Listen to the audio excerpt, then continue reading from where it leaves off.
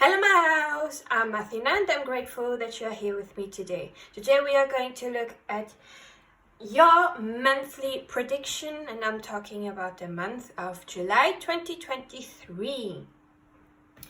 So I'm going to use this thread to get all the information about your month of July. Those questions will be answered with the tarot cards, and then I have oracle cards to give us further information. So, if you don't know how to choose your group or groups, you can choose in different ways. You can either choose one of the decks that is in front of you, the number 1, 2, or 3. You can even go to the description to see the timestamp if there is a lucky number of you there or a number that you are seeing often. Maybe you already knew which group or groups to take because of the thumbnail. There are the decks already depicted.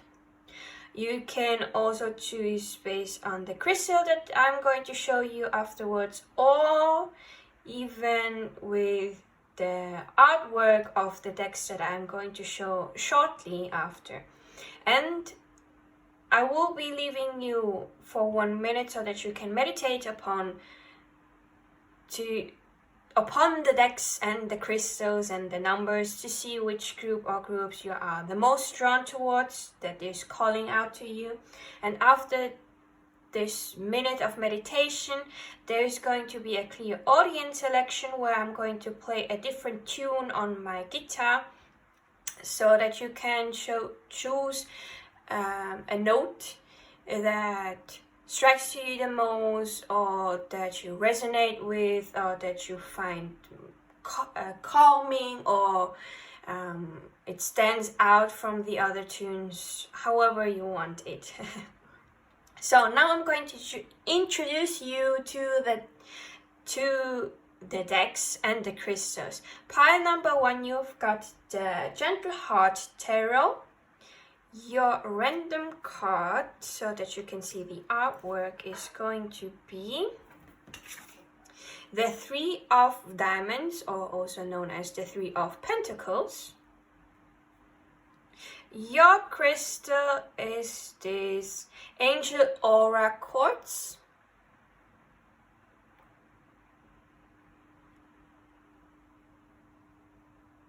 Pile number 2, you've got the Shadowscapes Tarot. Your random card, so that you can know the artwork, is the 10 of Cups.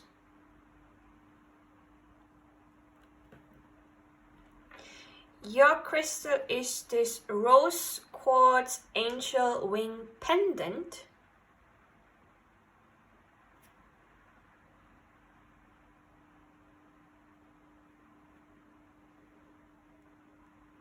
Pile number 3, you've got the Mystical Manga Tarot.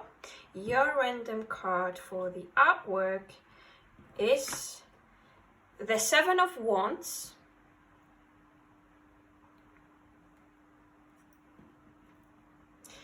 And your crystal is this Sunstone.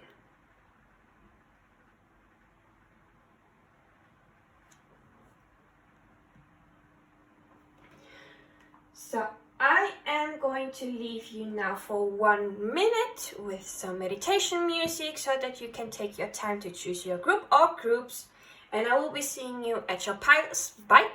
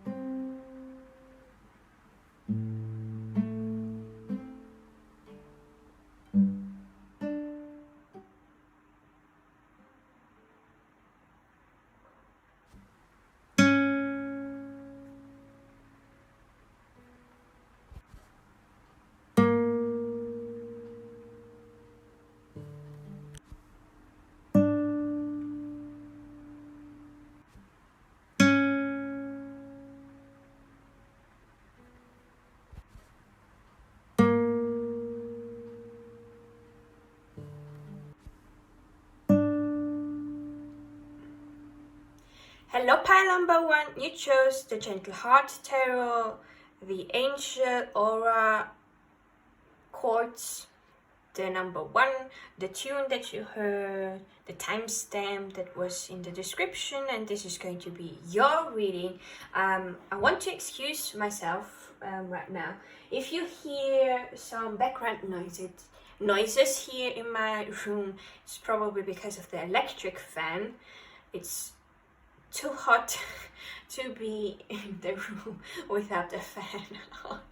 So yeah, summer vibes are here. That's why also this decoration.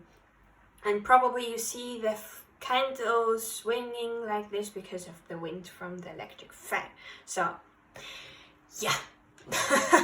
So now that I have this over with, because I forgot it to mention it in the intro. So I hope you had, what am I doing here?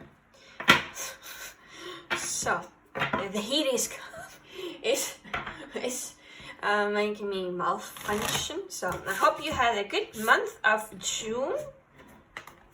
And if not, I hope that July is going to be better for you.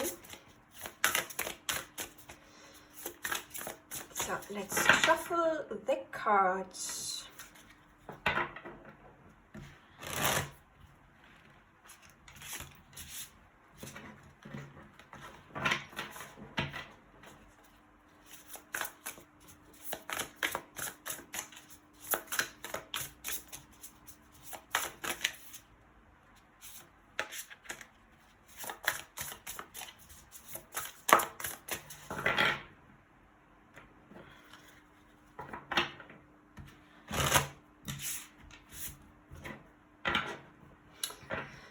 Let's see. Please, Spirit Guides, what is the main theme of July 2023 for pile number 1? Please, Spirit Guides, what is the main theme for pile number 1 in July 2023? Please, Spirit Guides, what is the main theme?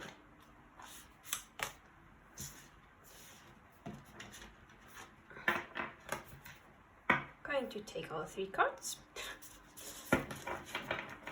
So please, Spirit Guides, what does pile number 1 need to look out for in the month of July 2023? Please, Spirit Guides, what does pile number 1 need to look out for in the month of July 2023? Please, Spirit Guides, what energy does pile number 1, can pile number 1 release from the past month of June so that they can have a good month of July? Please, Spirit Guides, what energy can pile number 1 release from the past month of June so that they can have a good month of July? Which energy?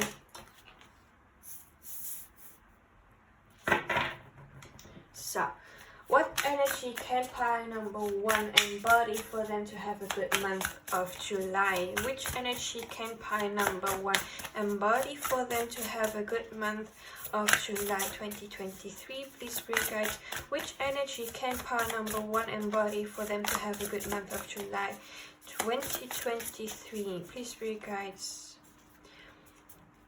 what energy can pile number 1 embody?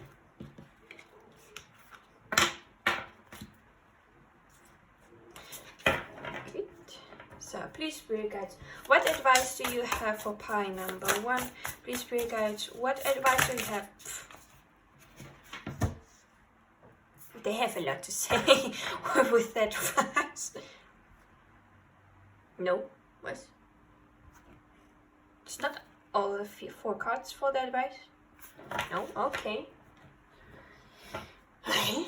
Let's listen to them and see what advice do you have for pile number 1, Spirit Guides. What advice do you have for pile number 1 for the month of July 2023? This one.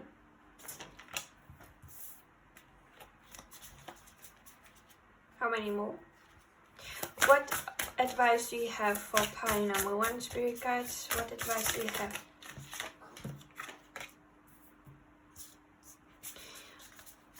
What advice do you have for pile number 1, Spirit Guides? What advice do you have for pile number 1 for the month of July 2023? This one here. Good.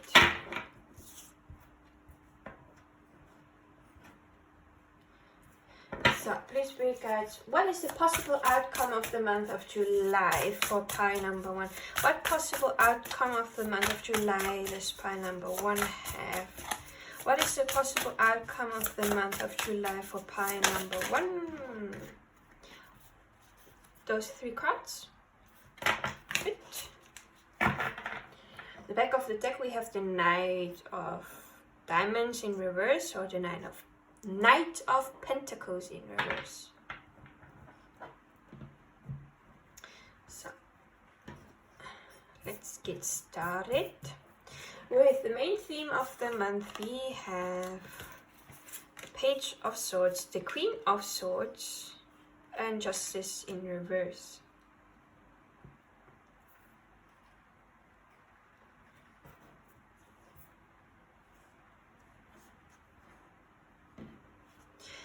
There certainly is a theme going on for you to be clear-cut.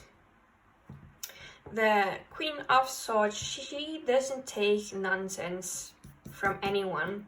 She is strategic and logic-minded. She listens to her mind and not to her heart. So her power is her mind and her logic thinking.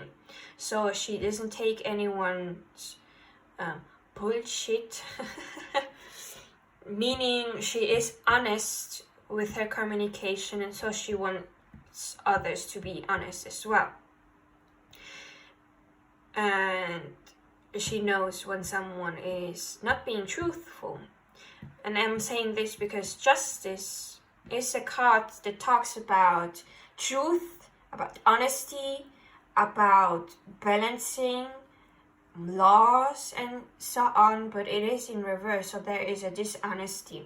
And the Queen of Swords, she is looking to the Justice, and she is smiling because she knows. So there may be this theme going on where you are going to be able to know who is lying to you and who isn't, and you are going to plan or strategize something so that your month can work out. And with the Page of Swords, the Page of Swords is looking downwards. She's not looking anywhere. She is looking inwards to her mind, because swords are all about the mind, and logic. So the Page of Swords is listening to her mind and getting ideas to act upon them later on, because we have here in this sequence here not one card that talks about taking action.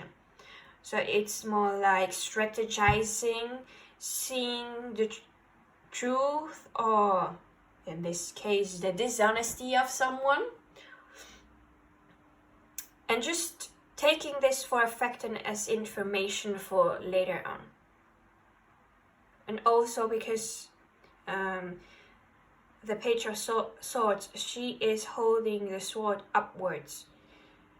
So it looks for me like she is getting the information from the spirit world and is channeling it down to the earth, because there is this way where it goes just down.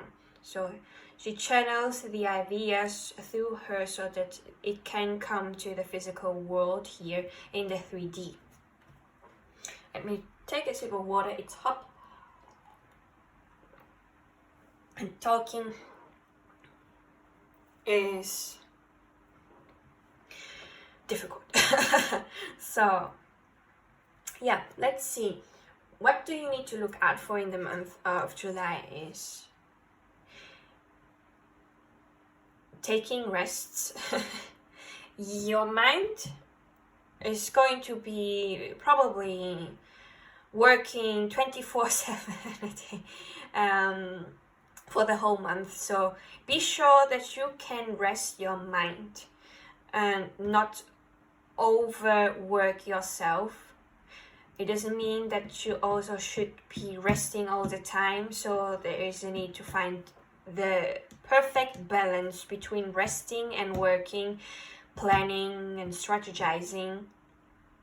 So be sure you find this good balance that doesn't leave you totally exhausted, but also that you don't just stay stagnant, as an advice from myself. So what energy can you release from this past month of June so that you can have a good month of July? We have the Ace of Cups in reverse. There was probably something in June that left you drained and exhausted, and emotionally you were not happy. It's time to let go of this so that you can move forward and start anew, as to say, because all the aces in the suits talk about a new beginning, but it is in reverse, so the new beginning was not able to come forth because you were drained emotionally, energetically as well, could be.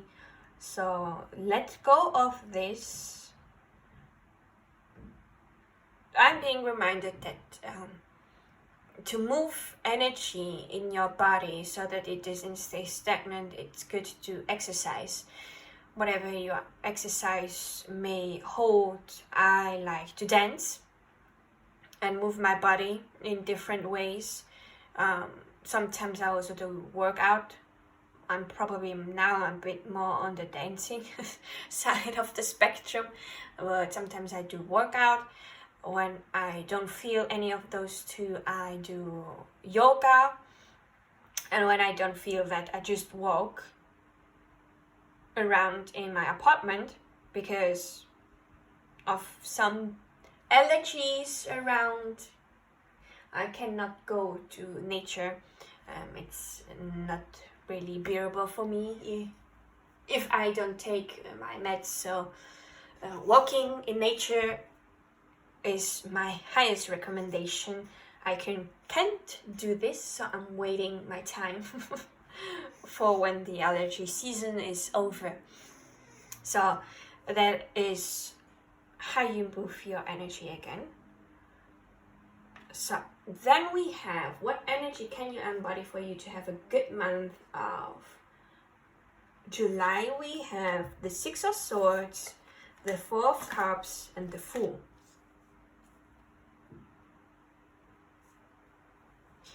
You have been... No, wait. This is an energy for you to embody, not you have been doing something. Forgot my own question. So, you need to contemplate about something, to meditate upon something with the Four of Cups here in the middle. You were probably not happy or are not going to be happy with the selection that you have currently with those three cups. And she is like, the Four of Cups talks about boredom, not being emotionally satisfied with what we have. But because we are in this energy, we are not seeing Spirit handing us the cup that would be the thing that makes us happy. So meditate upon and see if there is a message coming through from your spirit guides about an action that you should take, or an idea that you should take action upon later on. But yeah, there is a need for meditation. Maybe there will be a message that will come up with meaning that you should leave something behind. The Six of Swords is about moving from something that was chaotic, not serving you, to a place that is serving you better, that is more calmer. And with the Fool, The Fool is all about taking the leap of faith and starting something new, going on a new adventure, starting a new chapter.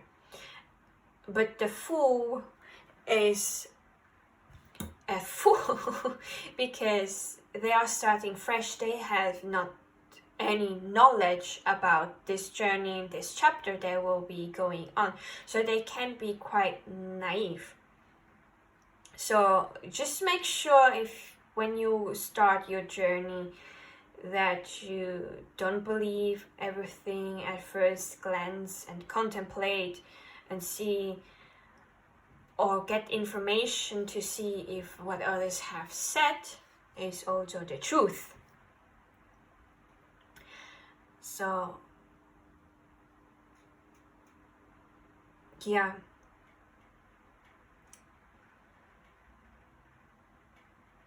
Yeah, the Fool is innocent and pure, so they can be easily deceived. So contemplate and move away from those that are not honest.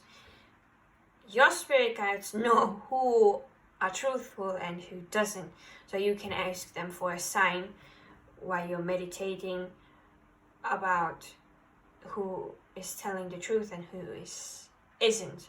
Or you can also contemplate just so that you can get this new idea for you to move towards this new beginning.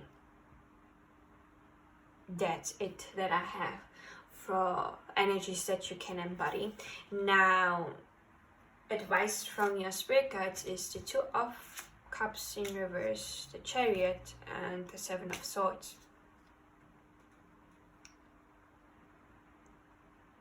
After you've made your decision, because the Chariot also can be talking about making decision if you take one path or the other.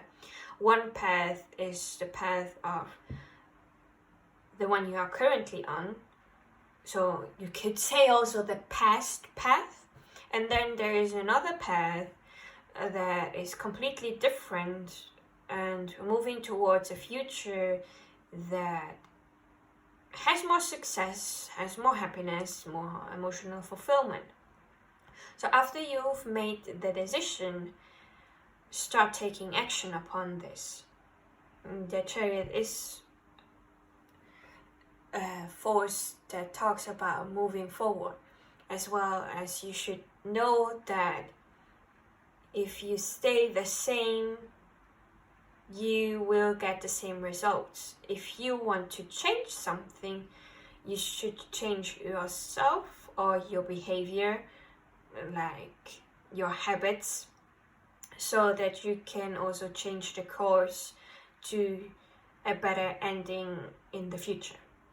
That's what's the meaning of the Chariot as well. So the Two of Cups in reverse. Could it be that it's talking about a relationship that you should move away from? Because the Two of Cups can talk about relationships and union, but being in reverse, there may be a disharmony in this relationship. It could even be if you are not together with anyone, it's a friendship, business partner, or within yourself. Because we have the masculine energy and the feminine energy, yin and yang. And to work the best, we need both in a good balance. So the yang energy is the one that takes action, that goes for the dreams and works hard towards it, and also the one that protects the feminine energy, the yin energy. The yin energy is listening to the emotions, staying there, waiting for the things to come in. So you could say that an analogy in the nature would be that the yang energy is the bee that is hardworking, goes from flower to flower, so that it can give the queen bee the honey at the end, or for all the other bees that are there in the camp. And the yin energy is the flower that stays there, that knows that the bee is coming there to them to pollute it. Or like the queen bee, she doesn't go from flower to flower. She knows that the others are going to do the work, and she's going to get what she needs. So, and we all have both energies, and we need to manage them both so that we can have the best life. Yes, we need to work towards our dreams and passions, and sometimes we also need to take a step back and just wait for it to come in. Or wait for remembering something that Kino said, that she heard from Esotero, that it's better for the surfer to wait for the wave so that they can go faster to the shore. So sometimes you also need to wait for spirit guides that are working behind the scene for the energy to gain momentum so that the things can come in faster and flow more. Then we have the Seven of Swords.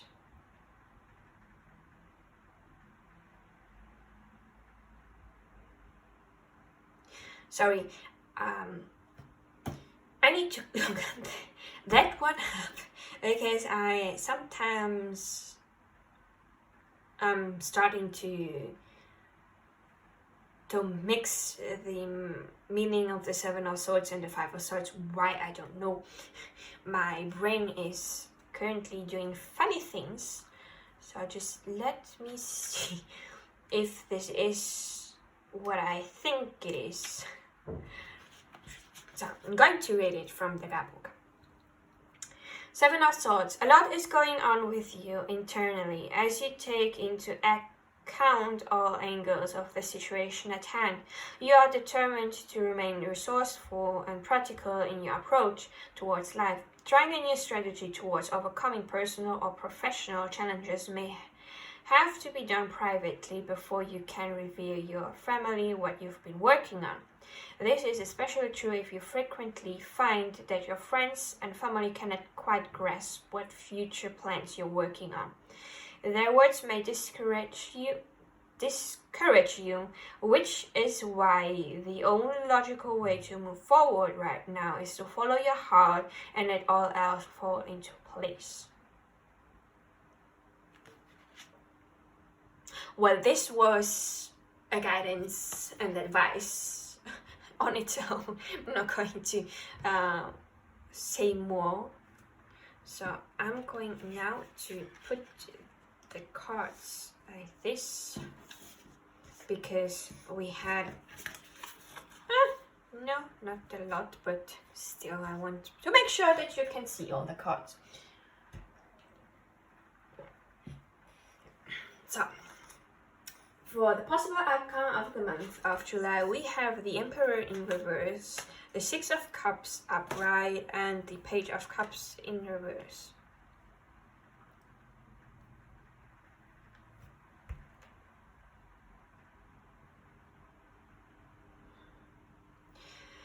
The Six of Cups talks about the feeling of nostalgia. We are reminding or reminiscing, I hope I pronounced that correctly, about the past. And mostly for us, what happens in the past is when we were children, so it can also be talking about our childhood. With the Emperor and the Page of Cups right besides the Six of Cups, could it be that you are remembering something where you were a child? The Page of Cups is someone that is younger, that because it is in reverse, they don't know how to express their emotions. They have no idea how to listen to their intuition. Their creativity is also blocked, so they are out of balance. As well as the Emperor, an older figure, also being out of balance. You could say that the Emperor out of balance is a tyrant. The Emperor is Aries energy. So when we are, I'm talking about Aries because I am one myself. When we are out of balance, we are quite stubborn. We lose our patience really fast and can get into fights. We can scream around when we are fighting. So you may be remembering something that happened with a father figure. It doesn't have to be your father.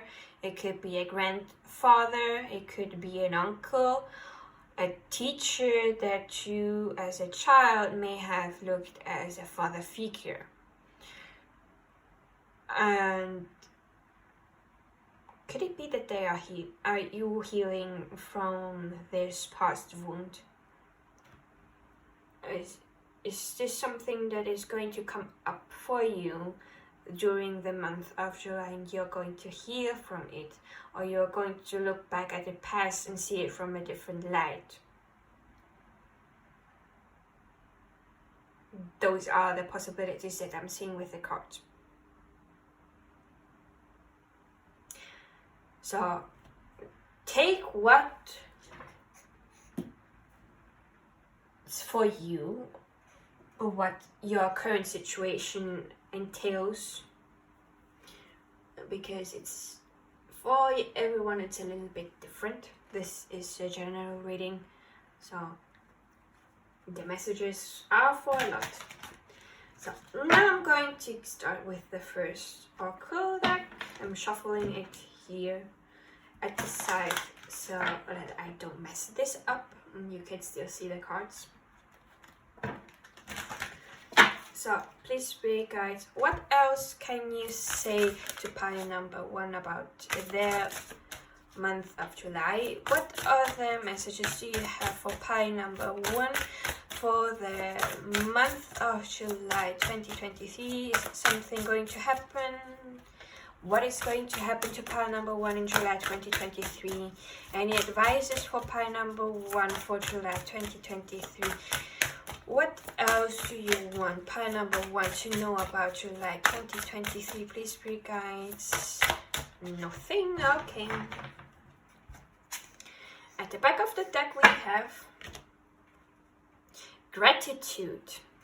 So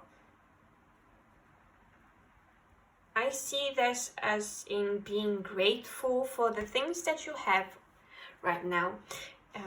With gratitude, you can also manifest more things into your life because you are grateful for what you have already. You are also kind of putting the energy to what you have, and this can bring in more of what you already have.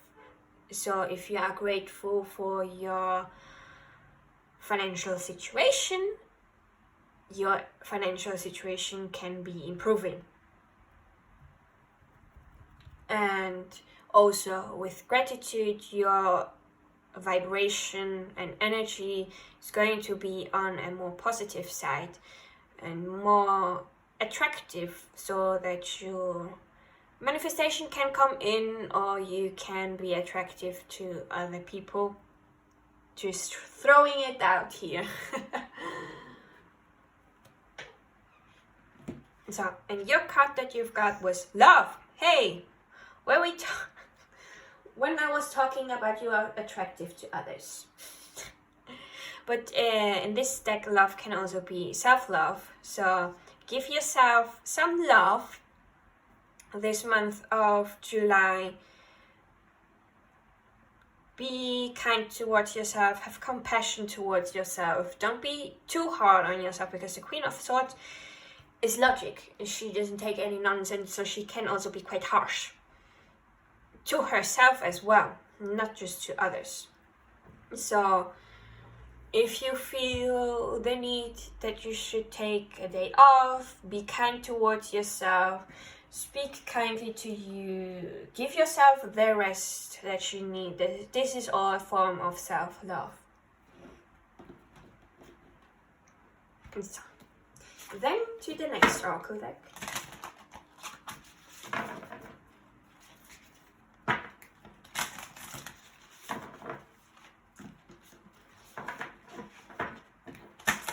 So, this oracle deck is quite big for my hands, so I'm going to shuffle it a bit differently. So I hope it works out. It's a bit difficult to shuffle. So please, spirit guides, what else do you want pile number 1 to know about the month of July? What other messages do you have for pile number 1? Is this everything? Okay. The back of the deck, expectation. Don't seek anyone's approval. With the number 12, not 2. Yeah, you don't need anyone's approval, like in the 7 of Swords, that sometimes people cannot understand our visions. So, for example, in the past, there were certainly people that could not understand Tesla, nor could they understand Thomas Edison, and thought they were crazy. But thanks to them, they still kept doing what they were doing. Thanks to them, we have now the ability to have technology and a light bulb so that we can see in the night. And electricity. So even if people didn't believe in them back then, they still kept going forward because they had the vision. And the only person that needs to understand the vision that you have is yourself, so that you can act upon them. And other people don't need to give you approval. And if you need the approval, you have the permission now. I'm now the person that is going to give the permission and the approval. Everything's okay. You're doing great. Keep going and hold on to that vision. So now, we have also lavender. Surround yourself with love. Again, with love. Be around people that you trust, that you feel comfortable with, that you feel calm around, and just surround yourself with the love of them. Have fun. Not always are there things that need to be taken seriously, as the Queen of Swords does. So have fun, surround yourself with people that support you and support your vision, and as well as just discard the others that cannot understand what you are doing right now. They will later, or they will not. This depends on the person that you are dealing with. So then we have Tower. Unplug and relax for a spell. Yeah. Work, but also take time to relax and unplug from social media, from other people, and just have some time with yourself. Here it's for a spell because it's believe in your own magic oracle, so you don't have to do spells. You can just relax and have some time for yourself. You could even do yoga, as this woman is doing here, drinking, well, hot tea I would not recommend when it's hot outside, but you can drink cold tea or a cold beverage so that you can relax and just be.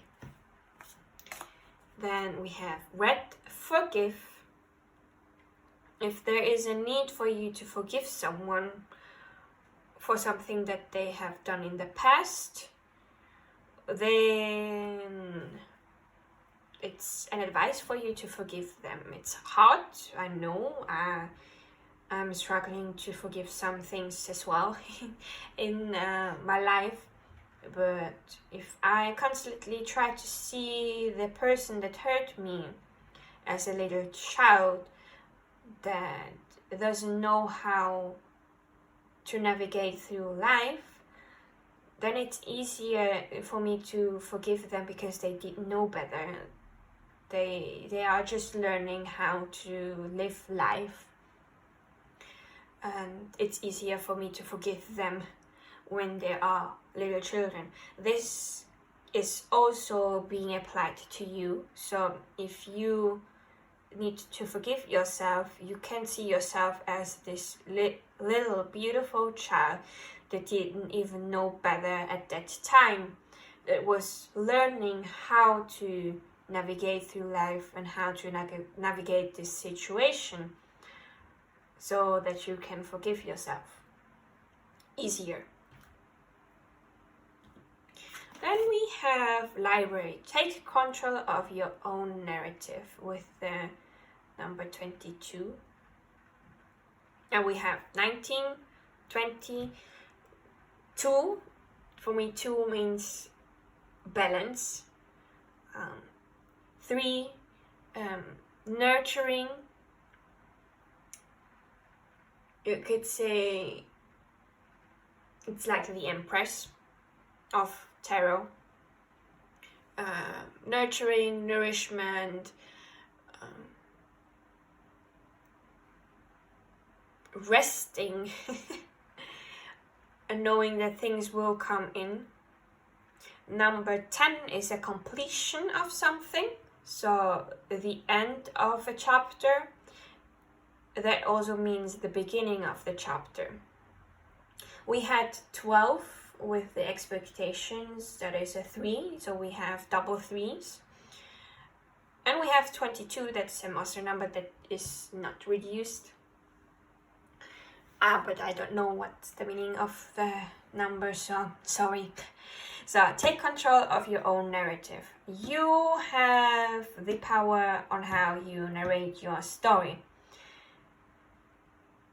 Are you going to say that everything's complete bullshit and shit? Sorry for my French.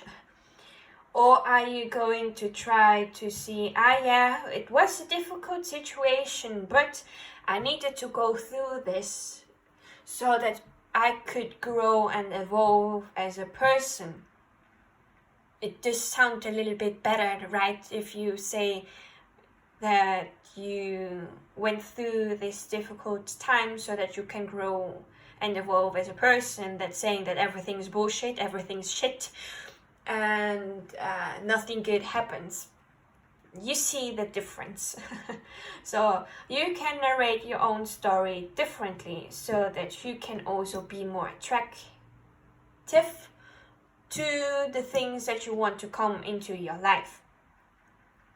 Because, well, of course you can be pessimistic at times, but just don't stay too long in this type of energy. It's okay to feel like shit.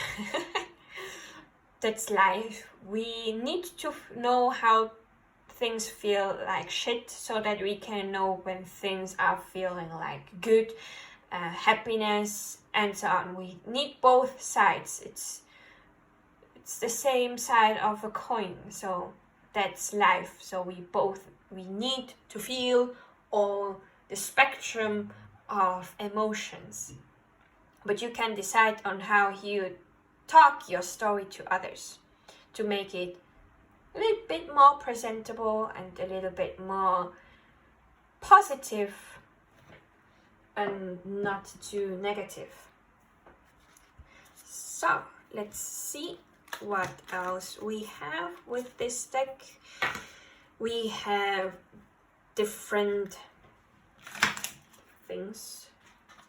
Like there's oracle cards, there are moon phases, there are questions to contemplate and meditate upon, as well as affirmations or mantra to help. Let's see.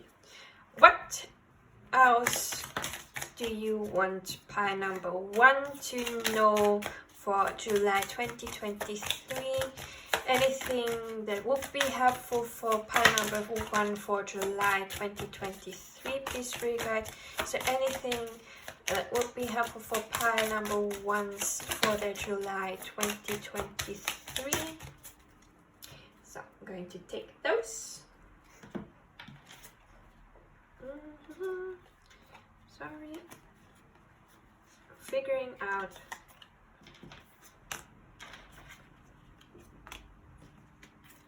Hoopala.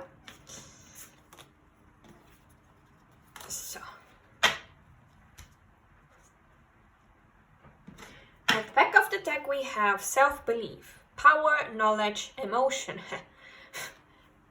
There may be a time where you need to believe in yourself more, to know that you have the power and knowledge to do whatever you want to make your dreams come true, and that your emotions are a powerful indicator of what is good for you and what is not. Because you feel happiness and excitement when you do something you really love and are passionate about, and you should keep going doing that. And everything else that feels like a drag, that leaves you drained, that makes you not happy, and you're just doing it because you need to, because society says it's the right thing, it's probably not the right thing for you. For others, it can be. Like, as an example, me and my friends, we started college together to be teachers, but I felt drained, I was not happy, I was stressed, I was not having fun. But my other friends, they had fun, they really loved what they were learning, even if it was difficult at times, and it still is now that they are teachers. They were still feeling fulfilled because it was right for them, but not for me. And I need some more water because my throat is dry. And it doesn't help that it's so hot here.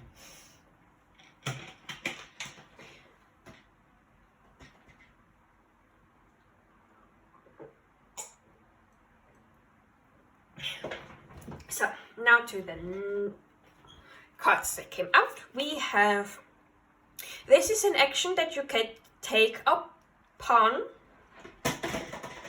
like it is an advice, you don't have to do this.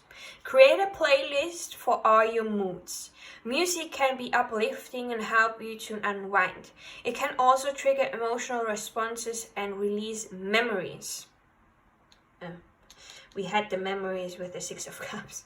So if you feel sad, listening to sad music so that you can release the sadness and feel the emotion, so that it can be released and the memories.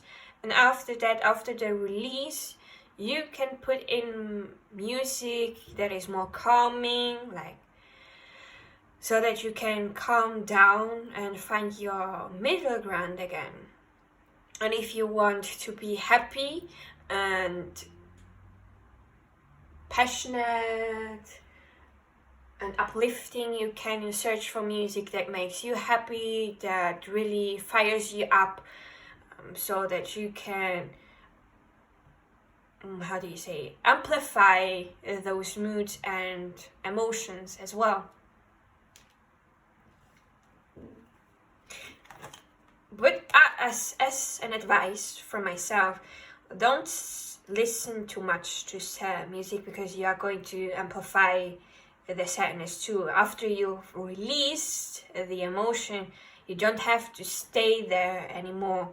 So when you're done, just leave the playlist, the sad playlist, besides and listen to other things, because if you keep on listening to sad music, you are going to keep on being sad.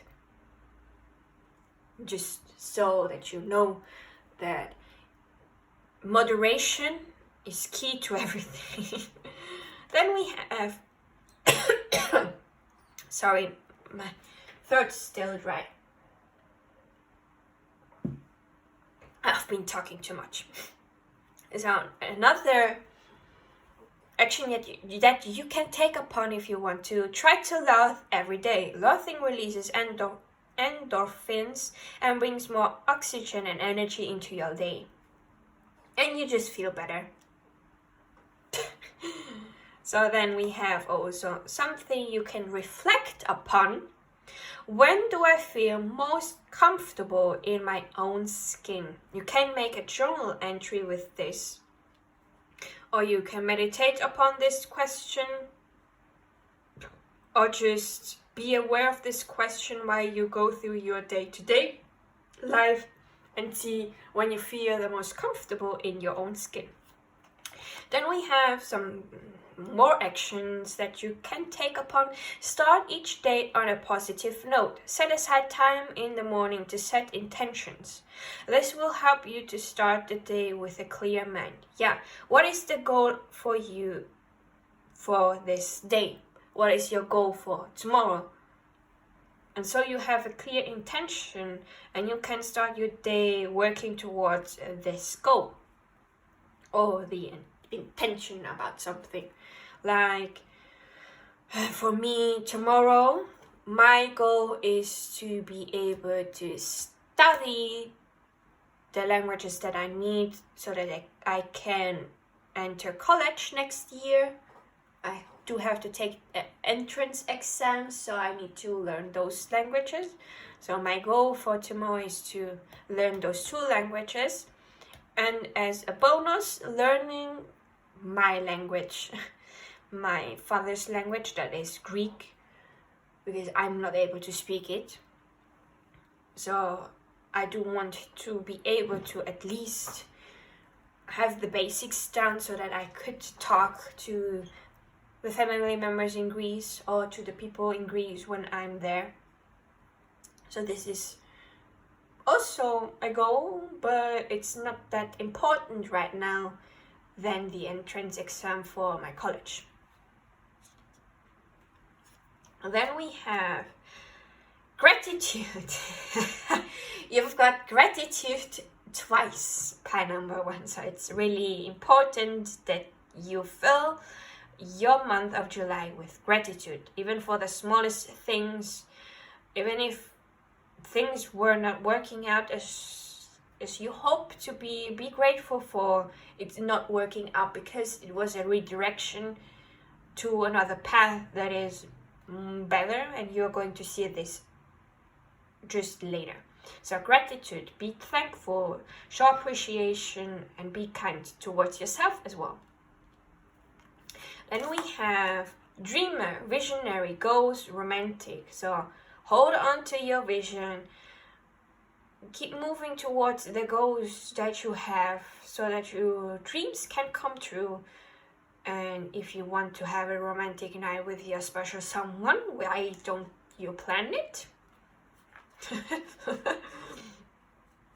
Then we have friendship, confidence, self, soulmate. So with the lavender, surround yourself with love, surround yourself with friends that make you feel confident that you can be yourself and that you feel are your soulmate, your soul family. It's just going to do you good. Then we have winning crescent, surrender. Sometimes things don't work out even if we try, and we have to surrender it to the divine for them to take it in their own hands so that a solution can come up, or if it is a redirection of your current path so that you can see, it's not this path that I need to take, but this path here that Spirit is trying to show me. So just surrender and let go of control. Sometimes you need to let go of it so that your guides can help you out. And things are going to fall into place. So, last we have some messages from the universe or your spirit guides. This is mostly messages that I don't need to interpret, so if I feel the need to say something about the card, I will. If not, then I won't. So, please, spirit guides and universe, what do you want to say to pile number 1 about the month of July 2023? What is there for pile number 1 to know about July 2023? Any last messages that you have? Yeah, of course not.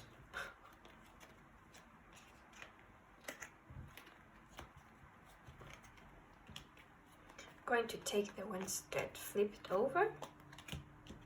This one that was alone. Is this everything?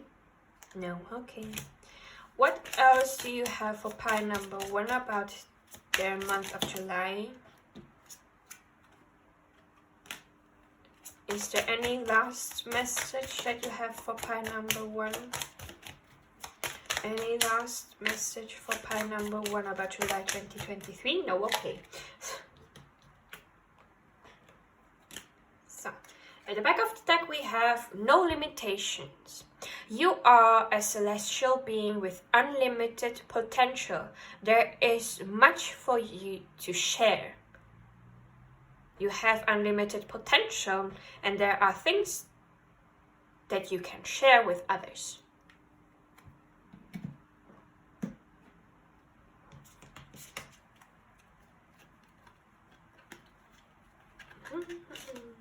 So, what came out was celebration. Celebrate your achievements.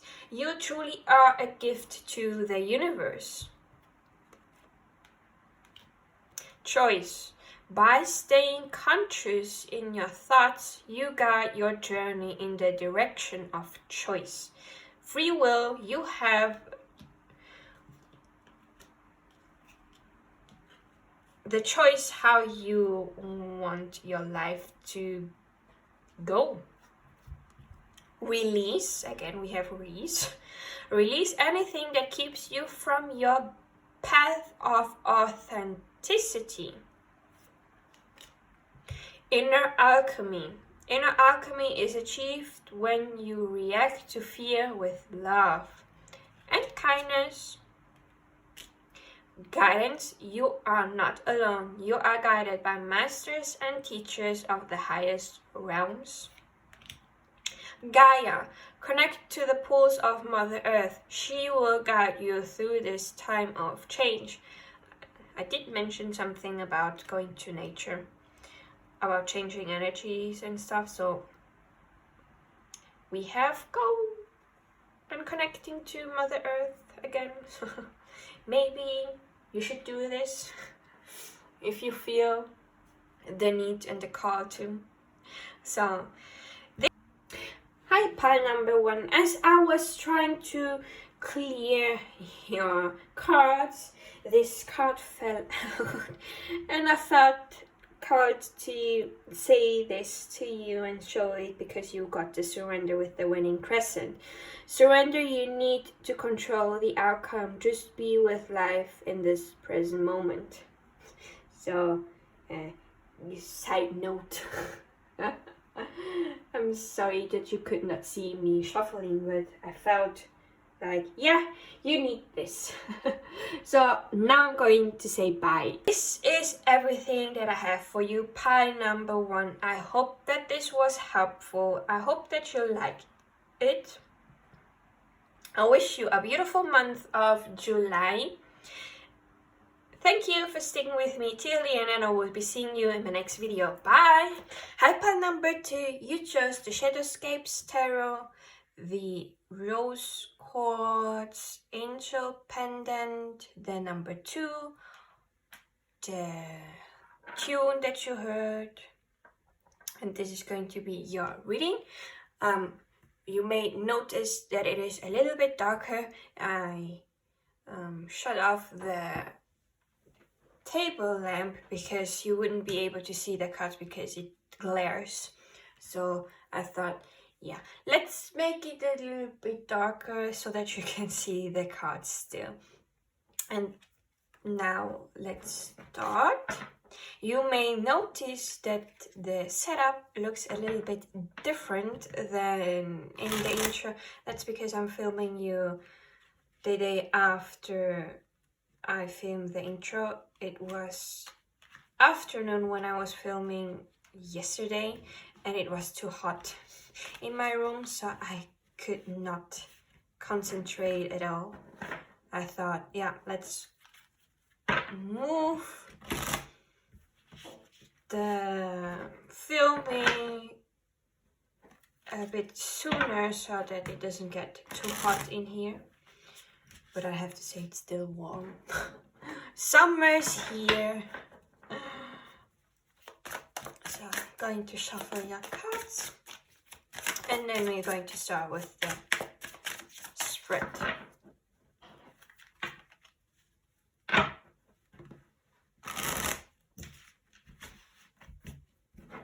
By the way, even though I'm shuffling like this, I'm not going to read any reverses.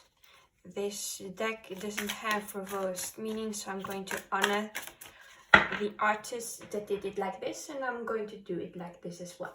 So, let's get started. Please, Spirit Guides, what is the main theme of the month of July 2023 for pile number 2? Please, Spirit Guides, what is the main theme of the month of July 2023 for pile number 2? Please, Spirit Guides, what does pile number 2 need to look out for in the month of July 2023? Please, Spirit Guides, what does pile number 2... What does pile number 2 need to look out for?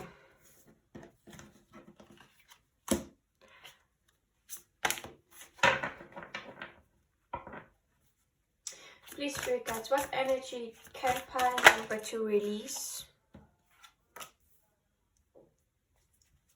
for them to have a good month of July? What energy can pile number 2 release of the month of June so that they can have a good month of July? Please, Spirit Guides, what energy can pile number 2 release of the month of June for them to have a good month of July? So, please, Spirit Guides, what energy can pile number 2 embody for them to have a good month of July? Please, Spirit Guides, what energy can pile number 2 embody for them to have a good month of July? It almost flew to the ground.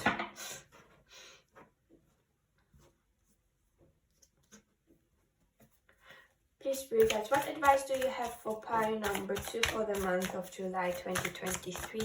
Please, Spirit Guides, what advice do you have for pile number 2 for the month of July 2023?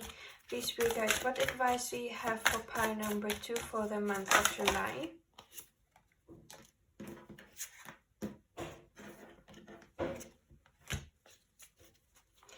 Please, Spirit Guides, what advice do you have for pile number 2? Thanks.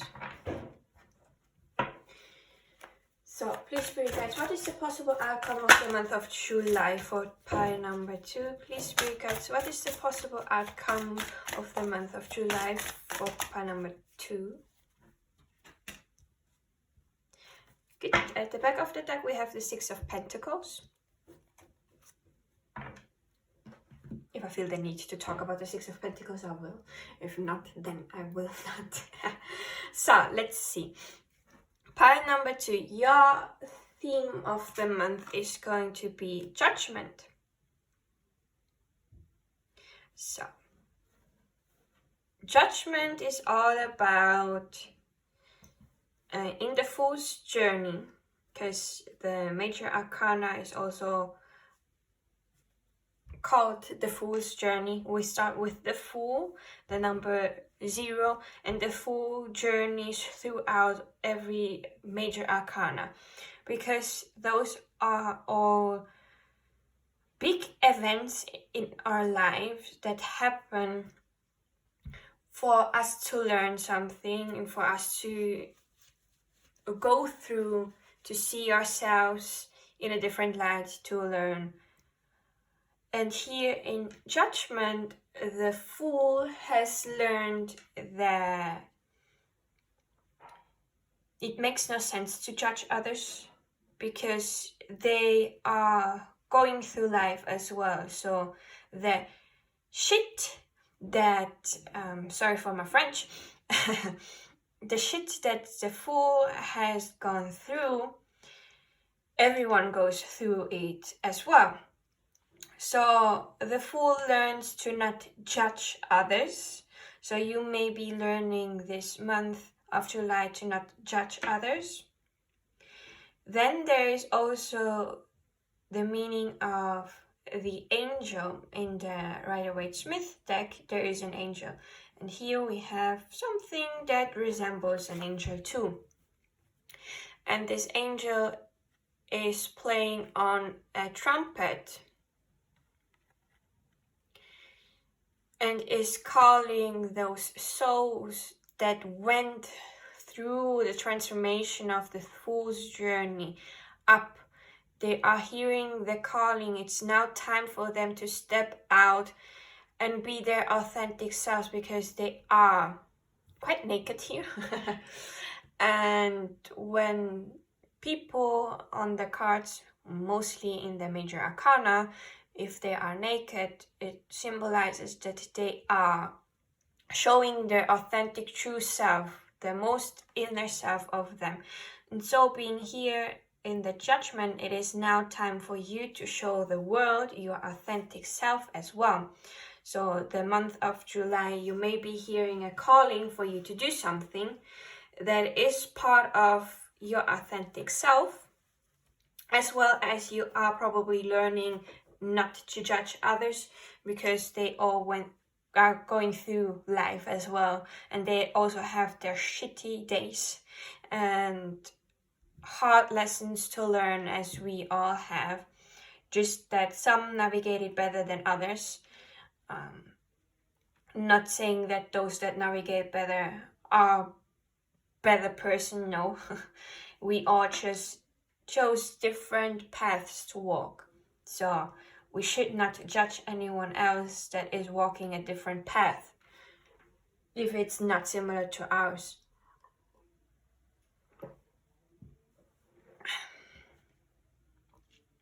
And we also have here in this card, we have a lot of butterflies.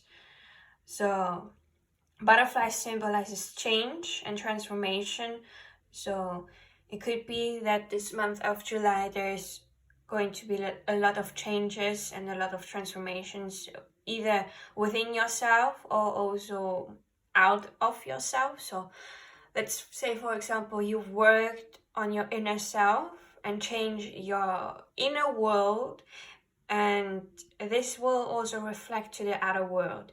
So the outer world is also going to change. It's like the saying that how above, so below. So what happens with the planets in astrology out there above us is affecting us down below here as well. The same goes for what happens within will also happen outside of us. Basic laws of the universe. So let's see, what do you need to look out for in the month of July? The first card was Six of Swords, then Queen of Wands, Queen of Pentacles.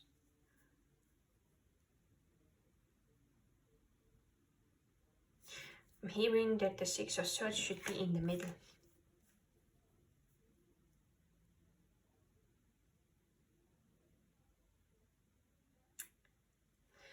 So we have two queens here. So it could be two person, feminine energy, one that is really passionate, the Queen of Wands. She is a passionate person. She is also creative. She goes for her dreams. And how do you say this? She needs motivation to start doing something. So without motivation and passion, she does not do the things with pleasure. Just reflecting a bit in myself in the Queen of Wands, because I am all the fire signs together. So I'm just a person that without motivation and passion, I don't like doing things. But sometimes when I see that I must do something because it cannot stay the same, I will do. So don't worry. But yeah, the Queen of Wands, a really passionate, charismatic person, really confident in her own flesh and blood in her body. Then we have the Queen of Pentacles, someone that is really nurturing, grounded, practical with her movements and actions, someone that has financial means and resources to live a comfortable life, as well as really comforting. You could say that the Queen of Pentacles, for me, I feel the energy of the Queen of Pentacles is similar to the Empress, with the nurturing and being connected to nature. So it could be that there are two people with those energy around you, or you are one of those two queens in this month of July, and there is a need, because the Six of Swords is in the middle. The Six of Swords talks about movement, going from one place to another, because the first place doesn't serve anymore. It was chaotic, it was not good, and now it's time to move on and go towards a different part of the journey, because the suits are also a journey within themselves. So the Six of Swords talks about movement, so there is a movement from the Queen of Wands towards the Queen of Pentacles. It could even be that you should pay attention that you move your own energy from the Queen of Wands into the Queen of Pentacles. It could be also that there is going to be someone coming towards you if you are the Queen of Pentacles, or someone is going to leave you if you are not one of those two energies. Sorry.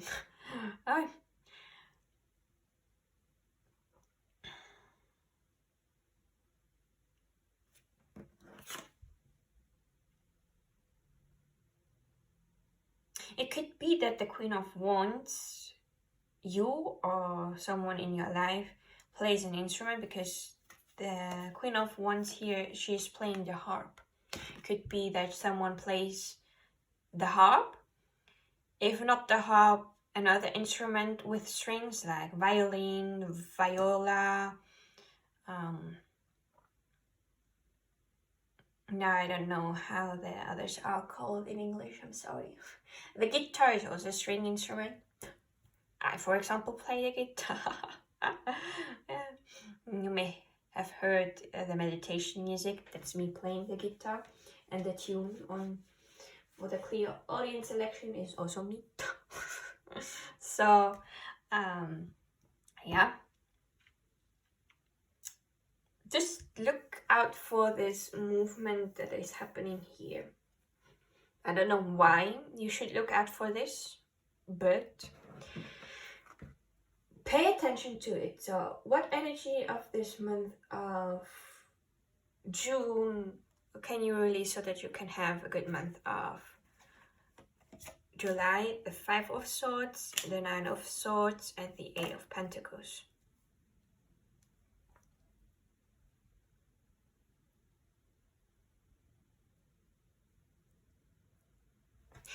Just a second, because I'm starting to mix. I don't know why my brain is doing this, but my brain started to mix the meanings of the 5 of Swords with the 7 of Swords. So I'm going to look at the guidebook. 5 of Swords, a sign of discord and conflict of interests. The choices make it easy to profit and look to one's own concerns, for it feels the world is allied against you. I think that the 5 of Swords was the card of having conflict, but using underhand means to win the conflict and leave the other two person. I'm talking now about the imagery of the Rider-Waite-Smith tarot. Interesting. I'm sorry. I got distracted because I heard it, but I didn't look out of the window, and now I'm seeing out of the window there were 2 helicopters that passed by. Maybe this is a sign for you. So either way, there may have been a conflict with deception of some sorts, and underhand means to win this conflict in the month of June. So it's time for you to just leave that with the Knight of Swords. The Knight of Swords is the fastest moving knight, and they take action like in a jiffy. They think about the idea and they go for it. So the Knight of Swords is moving away from the conflict. So it's time for you to move away from this conflicting situation or person that you had the conflict with. And the 8 of Pentacles is the card of hard work.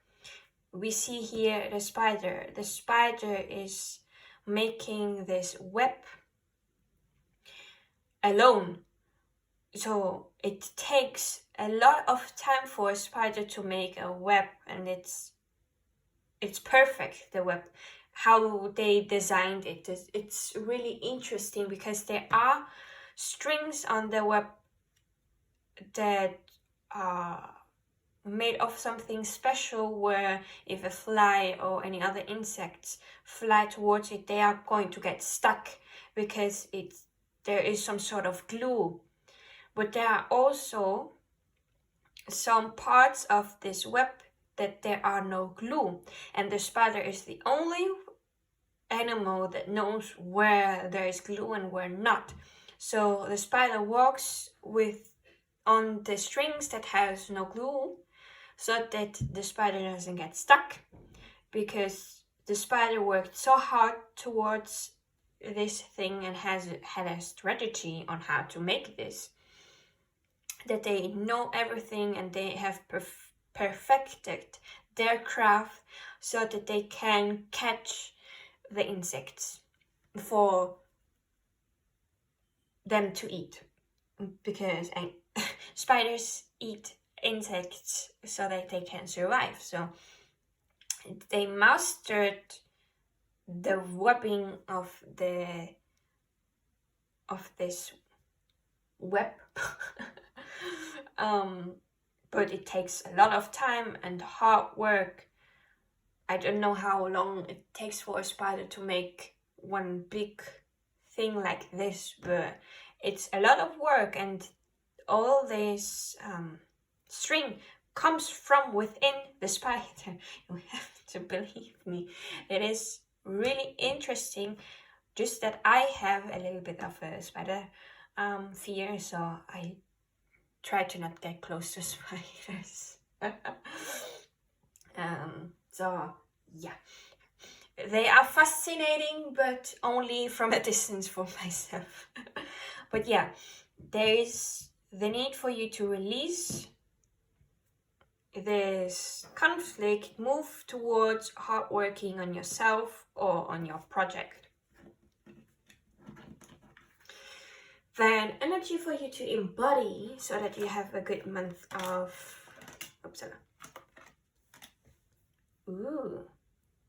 we have the Wheel of Fortune and the Three of Pentacles.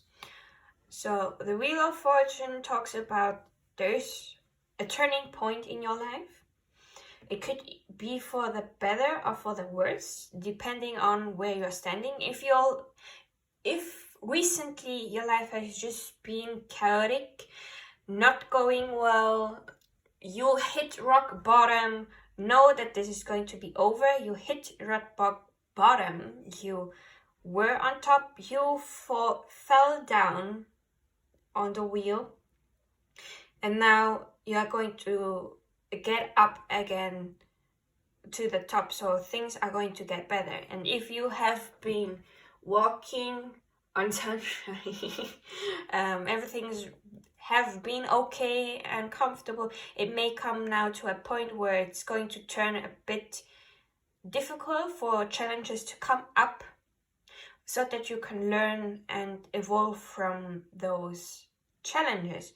Those challenges are not for here to hold us back and do us harm. It's mostly that they come here for us to go through them, to learn, to evolve as a person.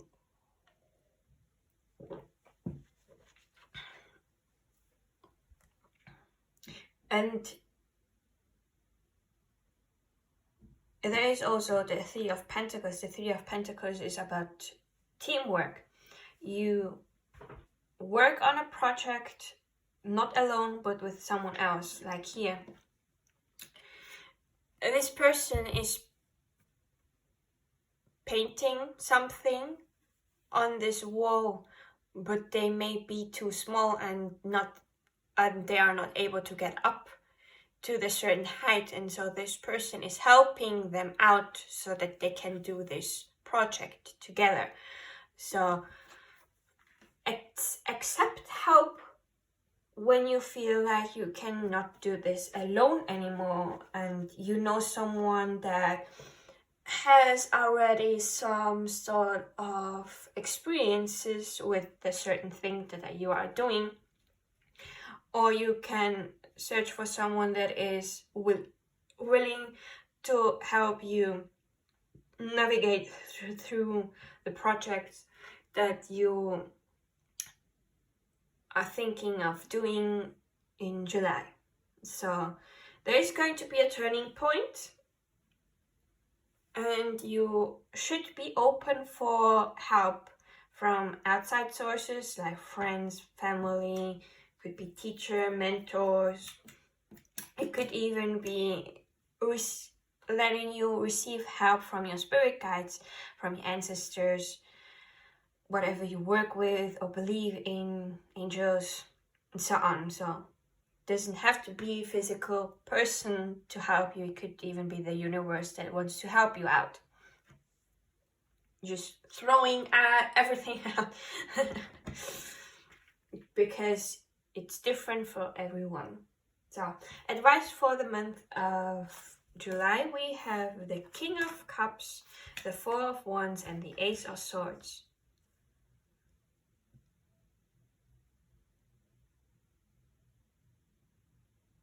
So there is probably going to be a celebration with the Four of Wands. The Four of Wands talks about celebration. It could be a wedding. It is like the first little reward after working towards something based on the journey from the Wands. So if there is something that you have accomplished, celebrate it. Be happy for yourself. Give yourself some type of reward, because it's like you are telling yourself or your inner child that they have done a great job. And as children, we always wanted to hear those words of you did a great job, well done. So give yourself those words too and make yourself happy. The King of Cups is someone that is really emotionally mature. Because the energy is more on the masculine side. Well, let's say it is a masculine feminine side because the water element is feminine on its own. So the King of Cups has this masculine touch to the feminine energy. So emotionally mature, listens to their heart, really creative. You could say they are artists to the bones. There are different types of artists, so it doesn't have to be you need to do paintings, working on music and writing stories. You could even be an artist in your day-to-day job.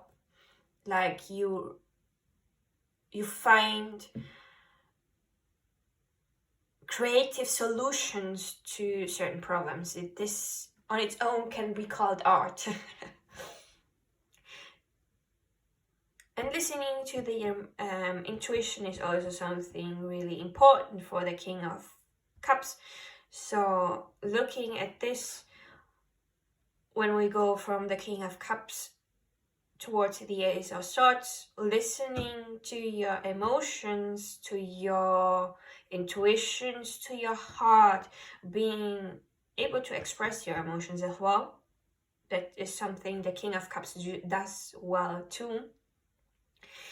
You can reward yourself for a job done well because you have listened to what you have been called to do. It comes full circle. And this is going to lead you to a new beginning. The Ace of Swords, all the aces in the suits talks about a new beginning, a new chapter of the journey. With the Ace of Swords, you have a clear mind, new ideas coming in. Like you could say there's a new idea for a new project that is coming in towards you after celebrating the little reward from the other thing that was almost finished, in a sense. I hope I am making sense. Just listening to myself, sometimes I'm like, am I making sense? So last but not least, the possible outcome for you is the Hermit. So after you went through all the things in July, you may feel the need to step back and be for yourself and really look within you some places that you were unaware of, because the Hermit is a card that, with the little lamp that he's got here, he is trying to shine some light into some dark places within himself, meaning the light is your conscious mind, and you're trying to look at your subconscious mind to see some parts that you may have neglected or that you thought was not good, but this may have been programmed into you by society, your parents, friends, teachers, and the subconscious is a sponge and it just takes everything in without filter. It thinks that everything that was said and done, moreover in the past as little children, from the age, I think, till 7, from as a newborn till the age of 7 and a little bit more of this, more like 7 plus. We take those information as true, as this is the truth, even if it is not the truth, because the truth can be distorted by experiences that the other person has gone through and has been programmed as well. So the programming from the other person affects the programming of yourself. So it could be that you are shining some light into some aspects of yourself that you've deemed to be not good, but it's still part of yourself. It's still part of your authentic true self, because we have our good traits and our bad traits, and it's not like we have to hide our bad traits. No, they are there to be acknowledged and know, hey, yeah, I have this bad trait and I'm working on this to better it or to minimize the effect that it has on my life. It could even be that you are looking for some good traits that you have within yourself that you were not aware of that you had it. So it could go either way. It's the same, it's different sides of the same coin. You are the coin, you have different sides to yourself that you may not be aware of. So you are going at the end of July, you may go through this inner journey to discover yourself a little bit more on a deeper level. So I'm going to drink some more water.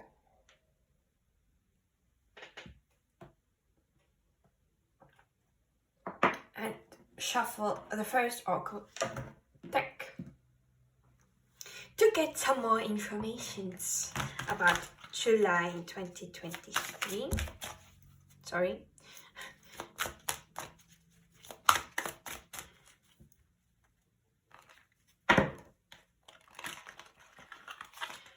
So please read, guys, what else can pile number 2 know about July 2023? Is there anything else that pile number 2 need to know about July 2023? Any other advices, any messages that you want pile number 2 to know about July 2023?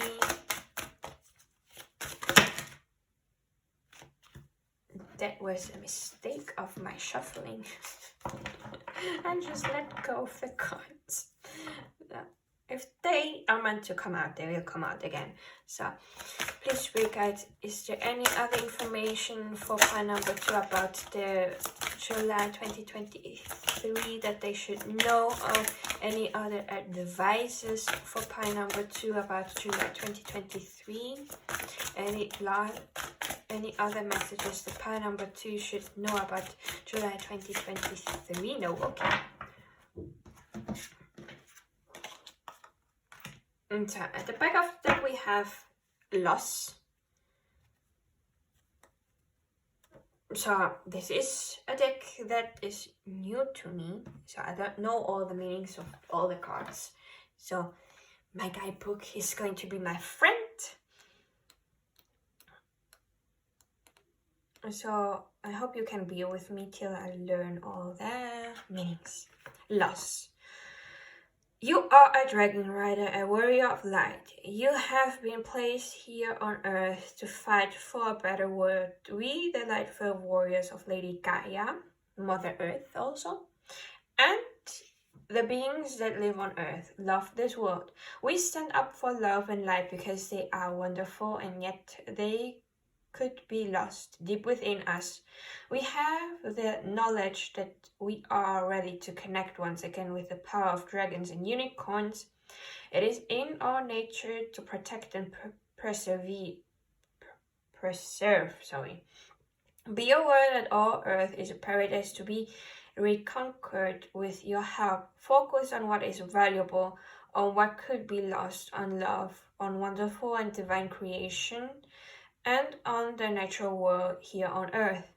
Do whatever it is in your power to protect nature, including your own natural environment. We are who we are only because we have something to lose.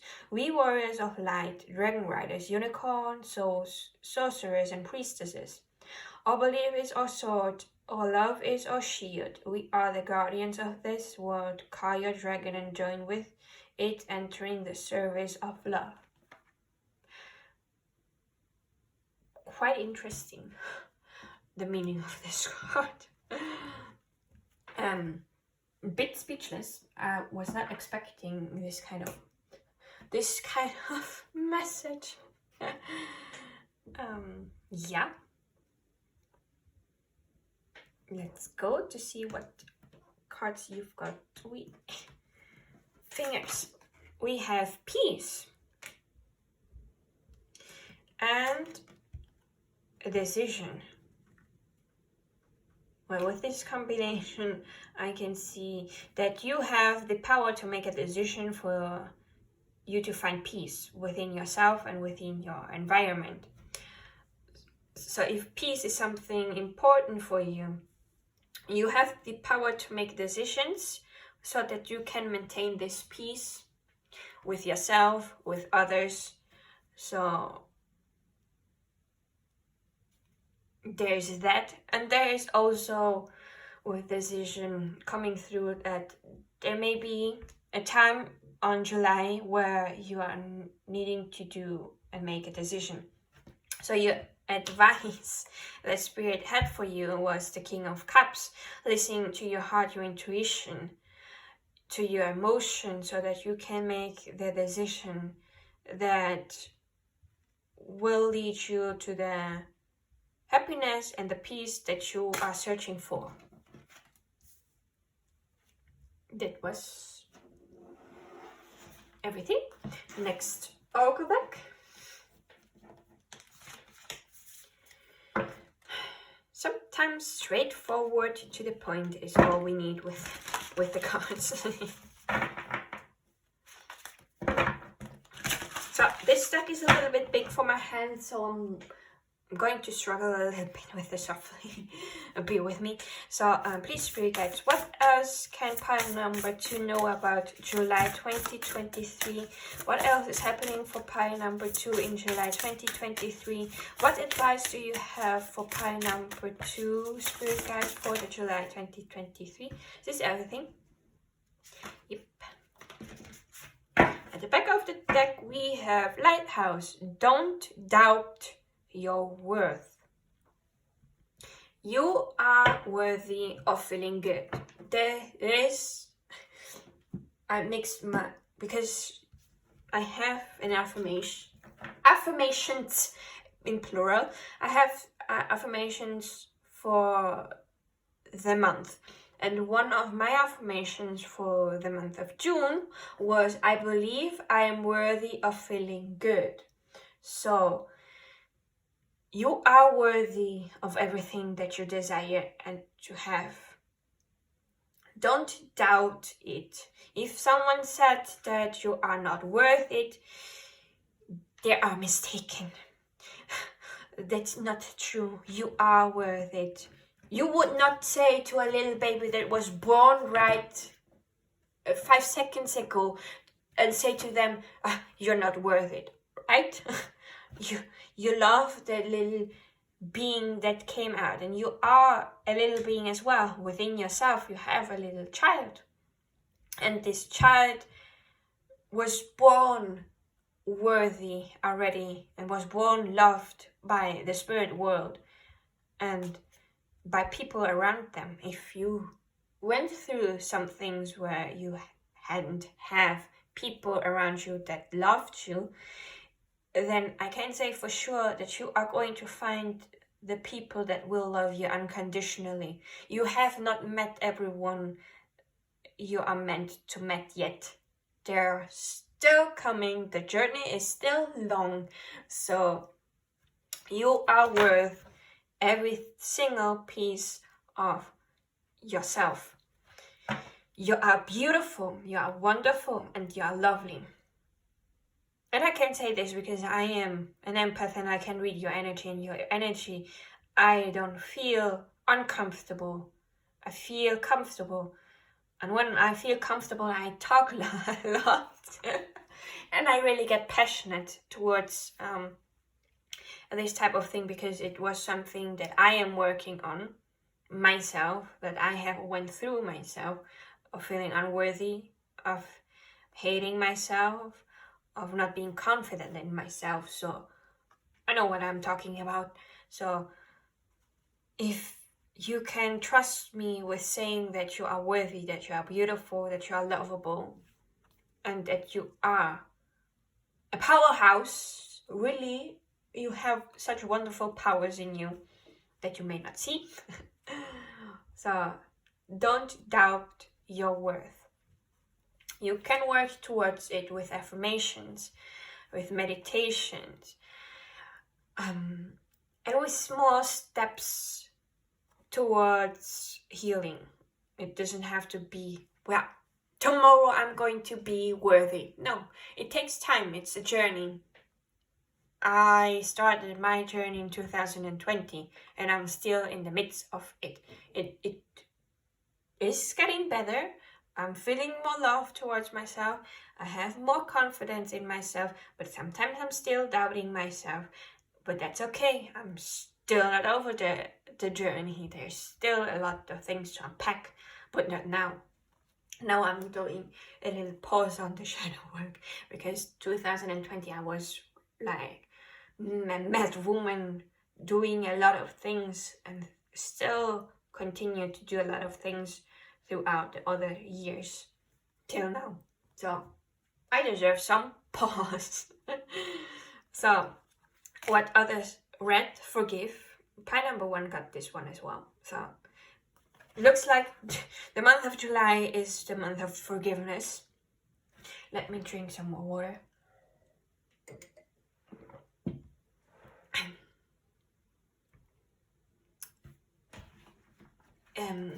Different from pile number 1, I'm feeling that I should read the guidebook because of whatever. Red, forgive. You've been holding a grudge against somebody in your life. Maybe it's a loved one, or maybe it's yourself. This isn't a card telling you that you must learn to practice forgiveness. No, forgive them on your own terms, if and when you feel ready to do so. This is simply a nudge for you to consider whether that time is the present. By the way, just saying that the 2 helicopters that passed are coming back. So it may be a sign for you. Where was I?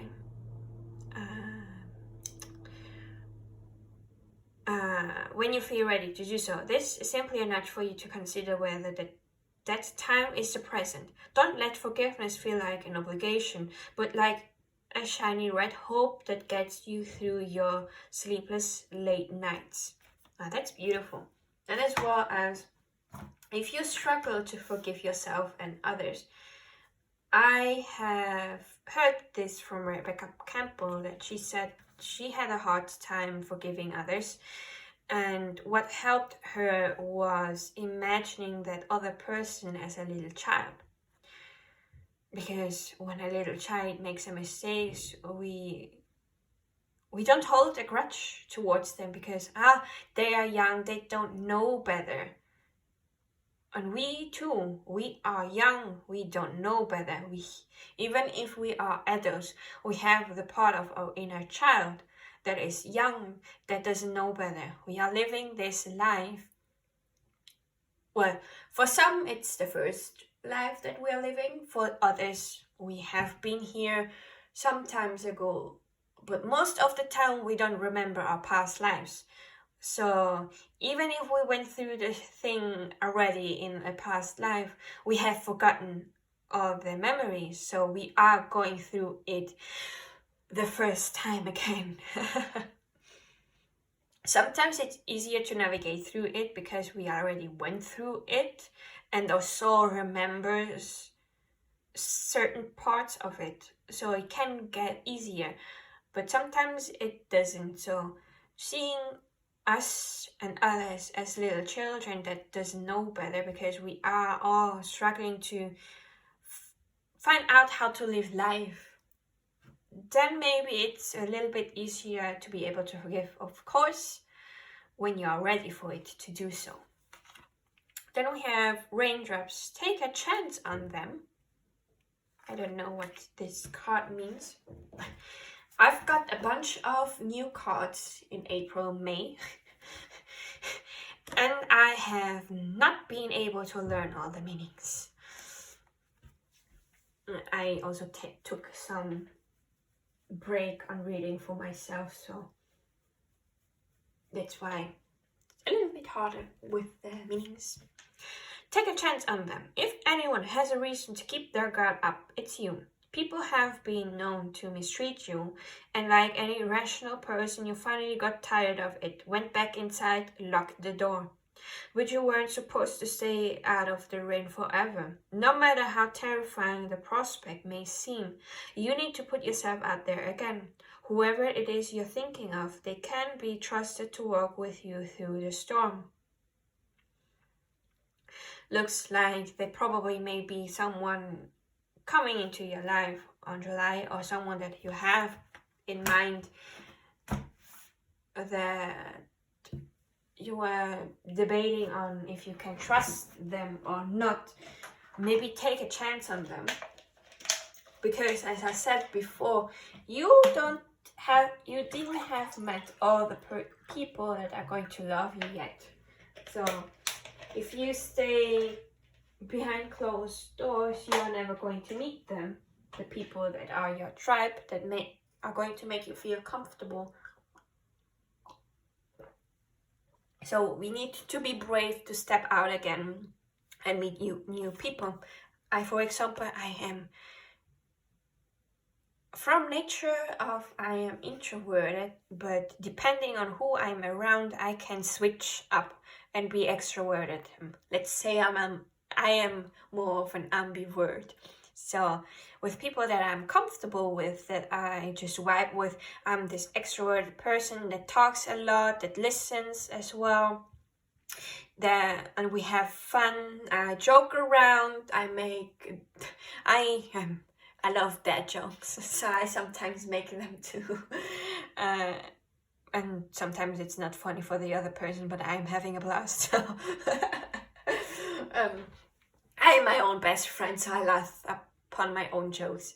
So yeah, I have my friend group that I trust, but in July, I'm stepping out of my comfort zone. I'm going with one person that I trust really well, one of my friends, and some acquaintances, because we all were classmates for 1 year. Just that with one I rekindled last year, and we formed this beautiful friendship again.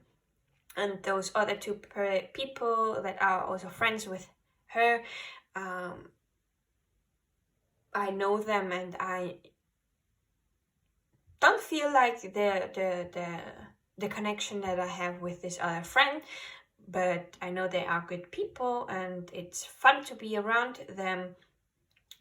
And one of those two has another friend, and we all 5, we are going to another city, another part of Switzerland, because I live in the part of Switzerland that speaks German. And we are going to a part of Switzerland that speaks French, because there is a jazz festival with, and on this day there is this Korean band, the Rose, that is going to play.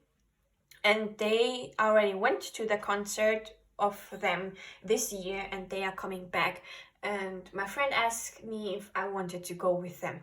And I was like, yeah, I don't know the band, I don't know the music, but let's go, because I want to have fun. I want to experience something new.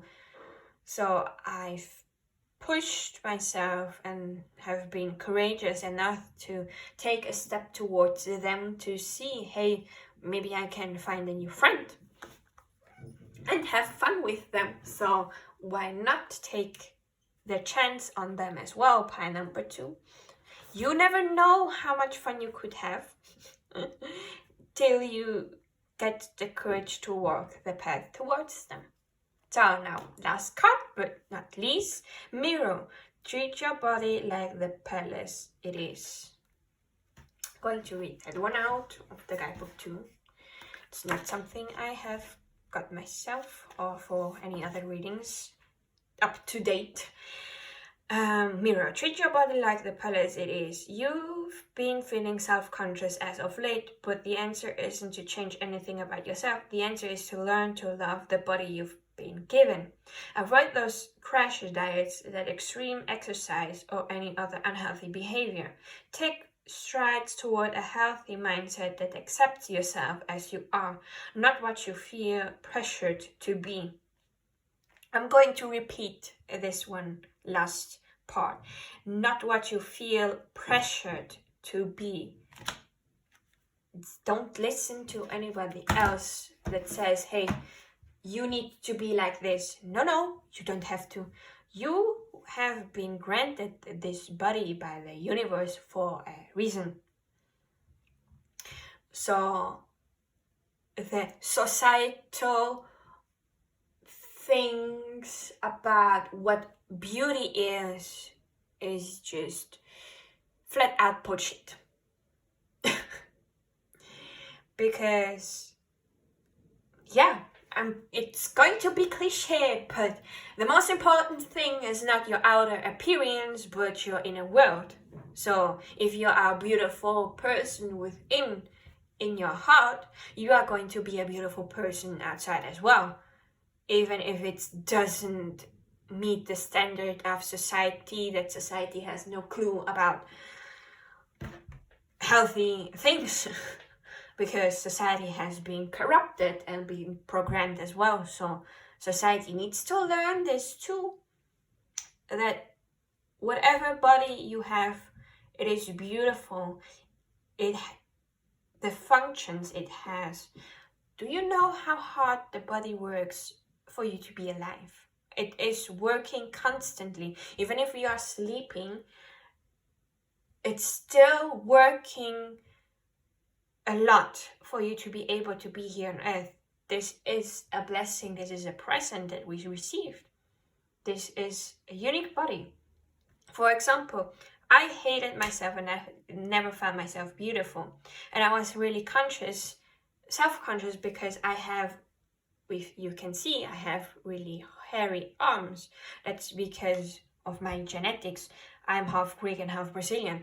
So something that is common with southerners of Europe, like Italy and Greek, they are a little bit more on the hairy side. I don't know why. It's just the genetics. But society has learned that having hard hairs as a woman is something disgusting and ugly.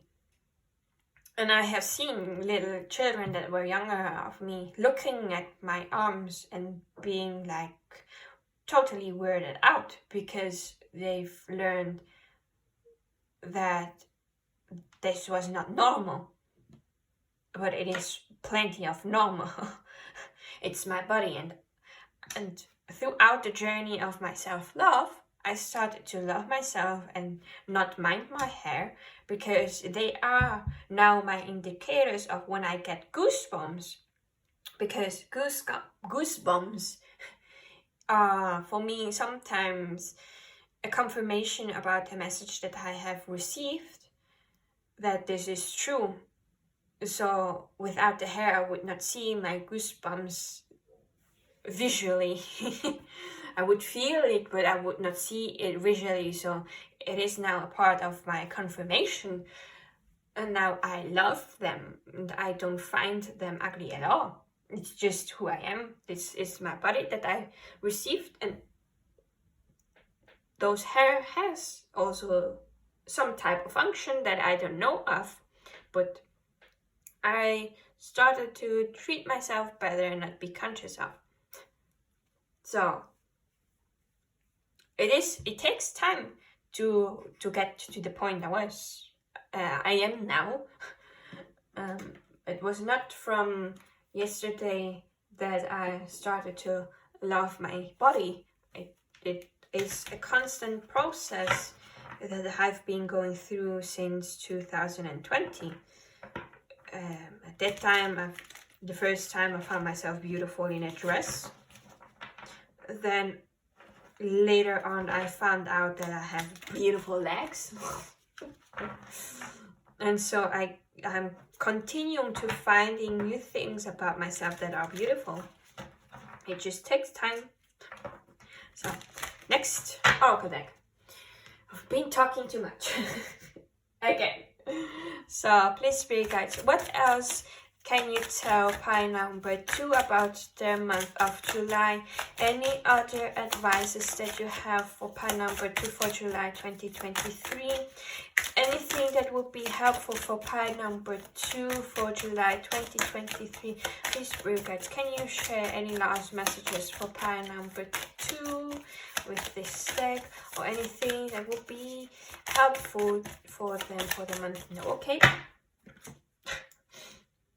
At one point there is always where I know there are no more cards coming out.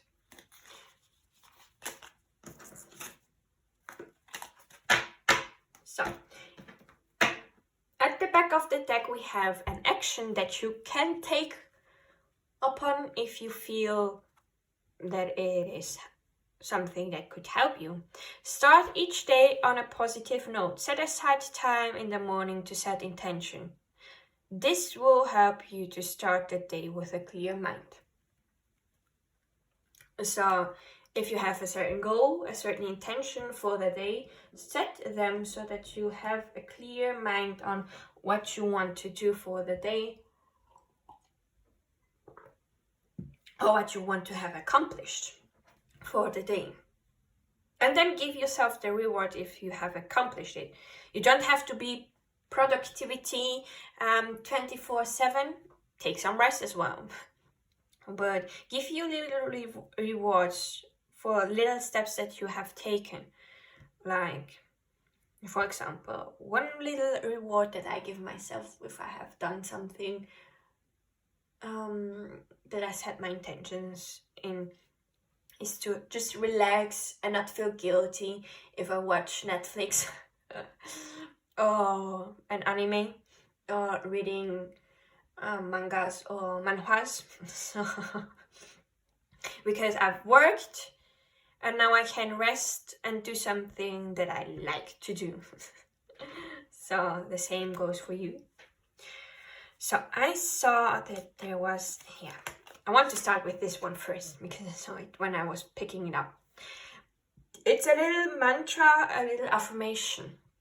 Every cell in my body is alive and beautiful. It works well with the mirror card.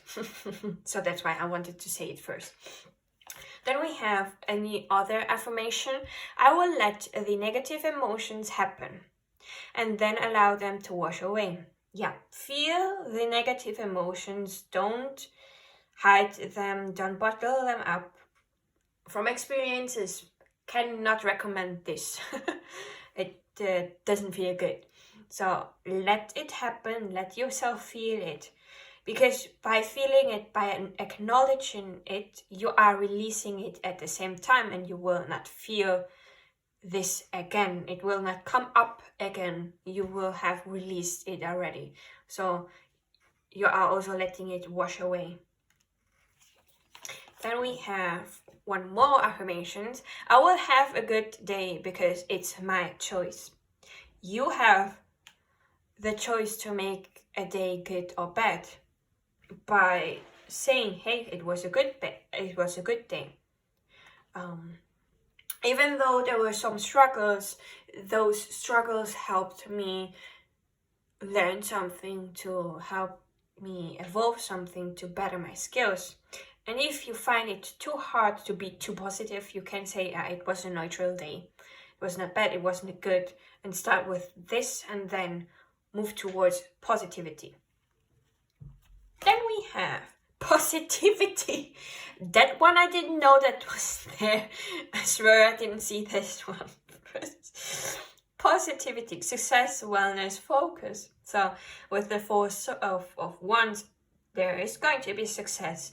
You will get the rewards of the hard work and focus that you've put on, and you can and you deserve to get yourself some wellness day off and to rest as well. But we have one other action that you can take upon. It's like an advice. Focus on just one task at a time and immerse yourself in it. When you're done, enjoy a small break and then tackle the next task. If you struggle with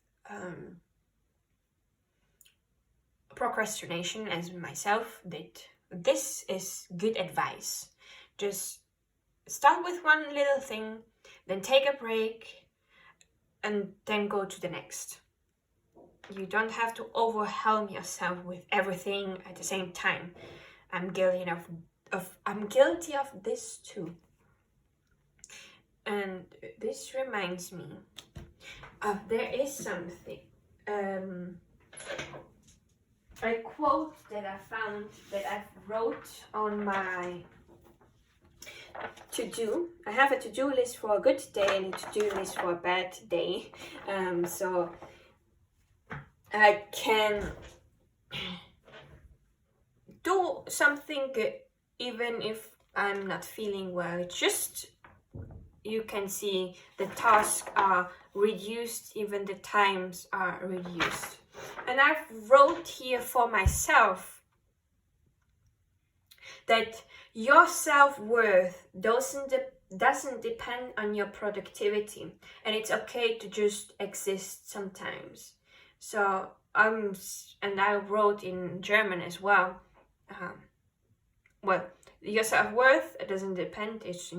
I wrote this in English, and then something in German for myself, that it is okay to not have done everything. Just do as many tasks as you can. I'm not trying to put pressure on myself that I need to do everything every day. I can do some things. I'm sorry.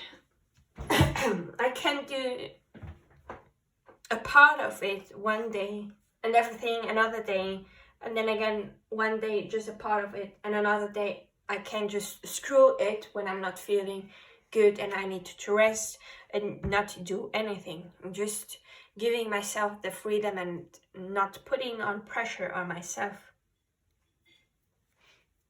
because pressuring yourself with those things, it can be hard and harsh, and you should treat yourself with kindness and generosity. So I'm trying to love myself more, so that's how I'm doing it for myself. Maybe this can help you too. So, and then we have third quarter moon, release and let go. There is something that needs to be released, so you can let go of it, because something better is around the corner. You never know. So, now to the last oracle deck. This are just little messages from the universe. You can also say it from your spirit guides. You could even say that this could be from your star family, if you believe that you had past lives on other planets and dimensions. So please, spirit guides and universe, what messages do you have for pile number 2? Everything? Okay, that was fast. So at the back of the deck we have intuition. Trust your intuition. It has been guiding you to the answer that you seek. The King of Cups. Reminding you of the King of Cups. So we have no limitations. You are a celestial being with unlimited potential. There is much for you to share. magnificence. You are amazing, magnificent, and unique. But most importantly, you are enough.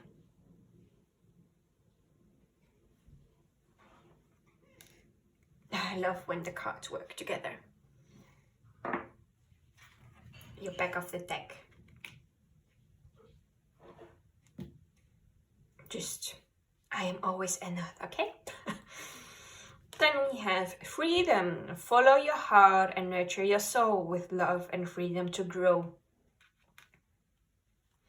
Then we have wisdom. See your adversaries as opportunities to expand your spiritual light. Last but not least, truth. See your light, know your power, have the courage to walk your truth.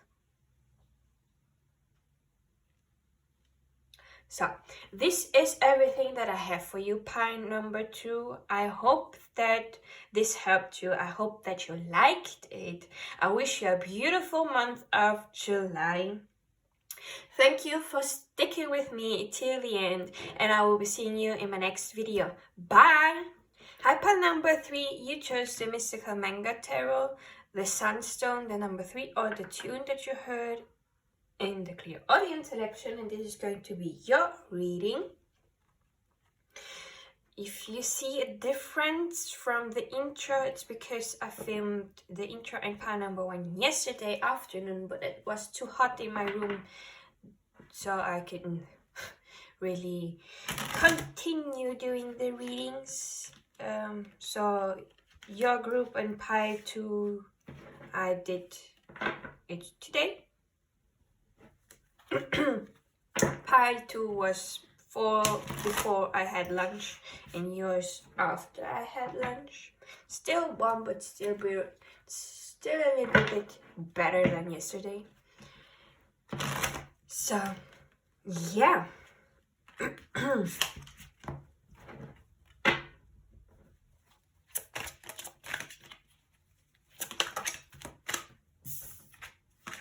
I'm just shuffling your cards.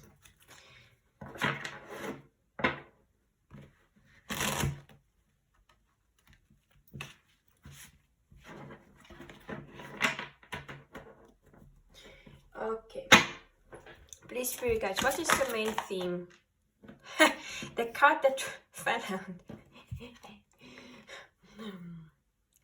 came out again, so it was meant to be out, even though I didn't even ask one question. So the main theme was this card. So please, Spirit guides, what does pile number 3 need to look out for? The cards are coming out fast. Please, Spirit guides, what energy can pile number 3 release of the past month of June for the entire month of July? Please, Spirit guides, what energy can pile number 3 embody for them to have a good month of July 2023? Please, Spirit guides, what energy can pile number 3? Thanks. So please, Spirit guides, what advice do you have for pile number 3 for the month of July 2023? Please, Spirit guides, what advice do you have for pile number 3 for the month of July 2023? Please, Spirit guides, what advice do you have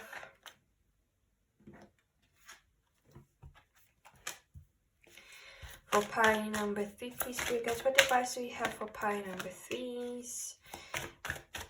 For July 2023, please, Spirit guides, what advice do you have for pile number 3?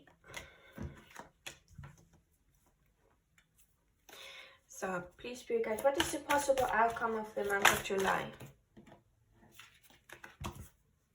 Please, Spirit guides, what is the possible outcome of the month of July?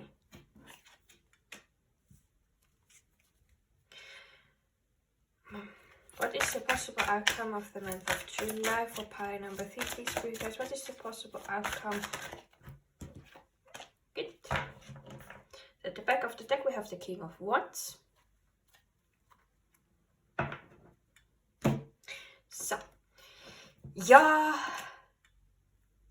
main theme of the month is the Queen of Cups. The Queen of Cups is someone that is really creative, an artist. She is feminine energy, so you don't have to be a she, nor do you have to be a he. You can identify yourself as you want, but the energy is a feminine energy, so it is quite nurturing, intuitive. The Queen of Cups is someone that listens to her emotions and her heart and listens closely to her intuition. She is also emotionally mature.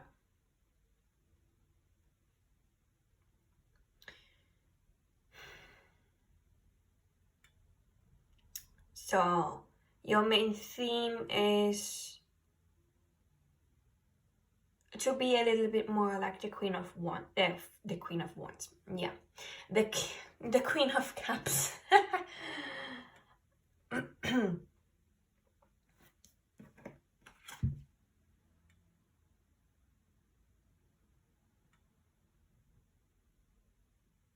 Maybe focusing on your heart chakra, because I'm being drawn to her chest where the heart chakra is. So maybe you are going to work on your heart chakra. That is, how do you say this again in English? That is the point where you listen to your heart, you listen to your emotions. So that's the place where probably you are going to feel what you need to do or what you need to listen to. And that's the place. And as well, you could say that the sacral chakra is also a part of the emotion sector. So heart chakra and sacral chakra both go and work hand in hand. Yeah. Then what do you need to look out for? The Knight of Wands, the Eight of Cups in reverse, and the Two of Cups in reverse. Was there a relationship that, since this is something that you should look out for in July, it's not happening right now, but it's maybe going to happen in July, that there's a relationship that is not balanced, probably with the Knight of Wands, someone that is quite passionate, takes action fast, charismatic. Some say that the Knight of Wands can be a player, but I haven't felt this from this card in any other reading I did, so I don't know if that's true with the player, but I know, let's see.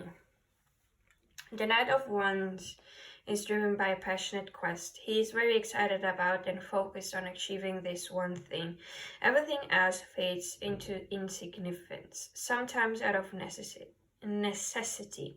Sometimes sacrifices have to be made. On the other hand, it is very likely that the goal will be achieved, but there is the danger that other things, perhaps equally important, may be neglected. This charming knight will have plenty of supporters, but his tunnel vision may cause him to not give them the proper acknowledgement.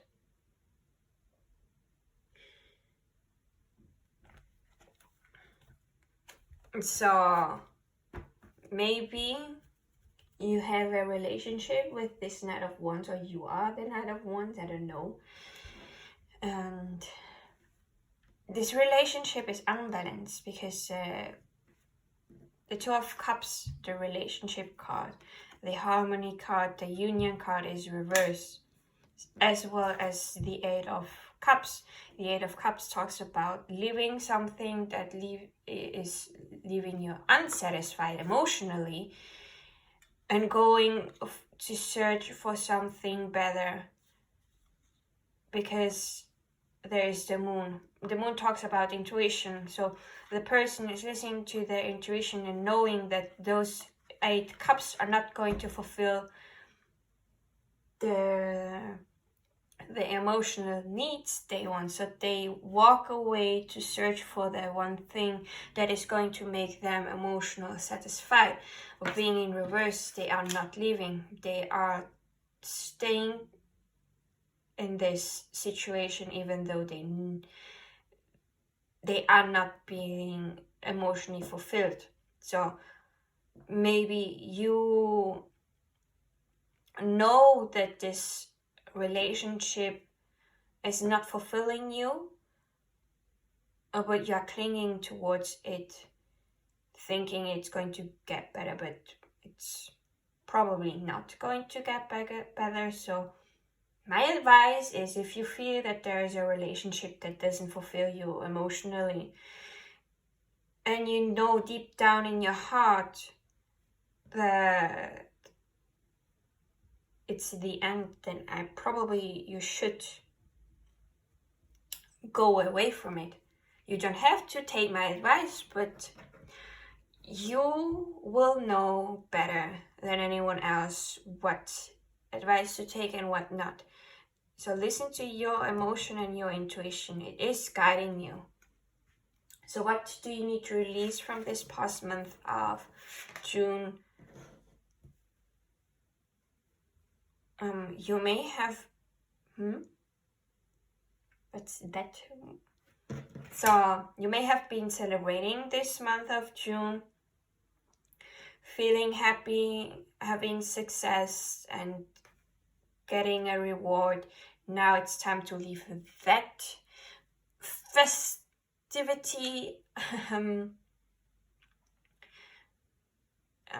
festivity mood behind for June and take on a different energy for July, that of the Ace of Cups in reverse. Well, normally it should be like this. You should leave the Ace of Cups behind and not embody the Ace of Cups. So let's see, why did it come up in reverse? Yeah, because the guidebook has sometimes unique ways of, what is it, giving meaning to the cards. So yeah, I would not recommend this. That's saying that you should embody resentment, bitterness, and lack of spirit and separation. Maybe you need to separate yourself from this relationship for a time, so that you can be with yourself and listen to your emotions and your intuition. So with this it will make sense, but I would not recommend to be in an energy of bitterness and resentment. Well, if you need to release it, but don't stay there too long. So I'm a bit surprised by this deck. So maybe embody separation so that you can be with yourself, fill up your cup. Maybe you have been a lot around other people, so you a bit more on the drained side. So take some rest for yourself, some time for yourself, so that you can recuperate your energy. So separate yourself from, well, don't be a hermit for the whole month, but do make sure that you have time for yourself away from others, so that you can rest. So your advice is the Knight of Swords in reverse, the Empress in reverse, and the Ten of Swords in reverse. Why are they all in reverse?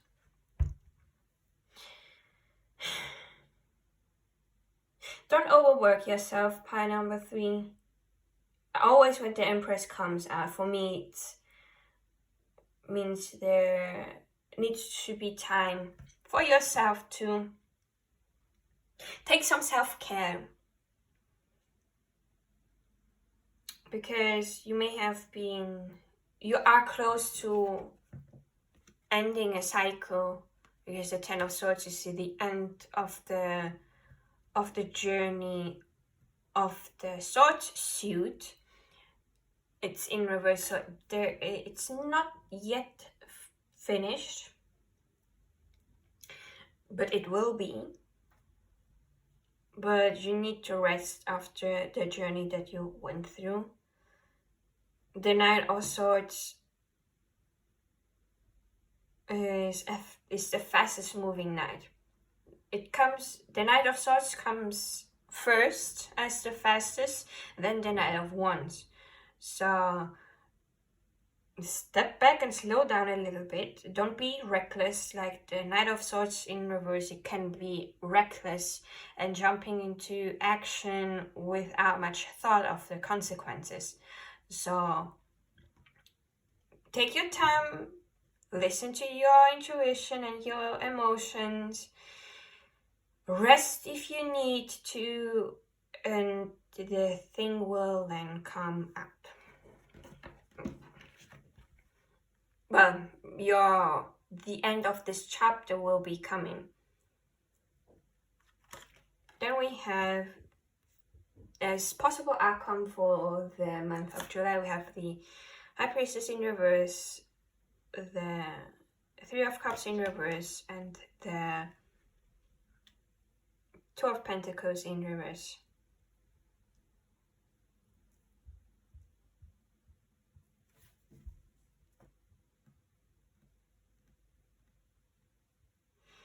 Your friendships may be a bit out of balance at the end of July. Probably because a lot of things happened in July, so there is going to be an unbalance.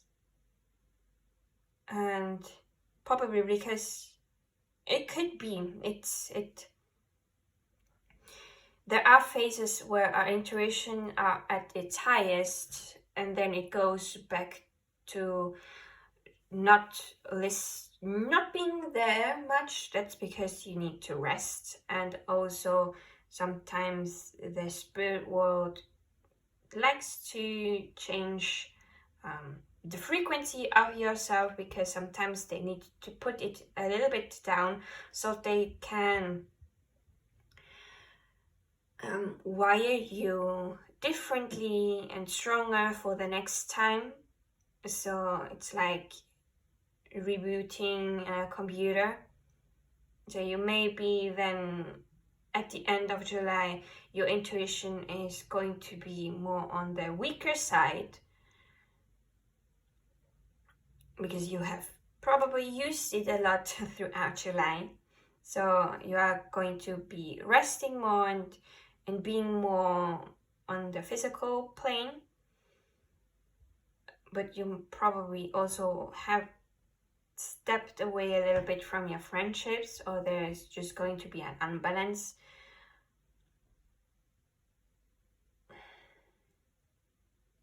It's hard to say what really happened and why this is the end result. Okay, it's not clear to me now, but probably when I get the oracle cards, it may dawn to me why. So let's see the first oracle deck, what it has to say.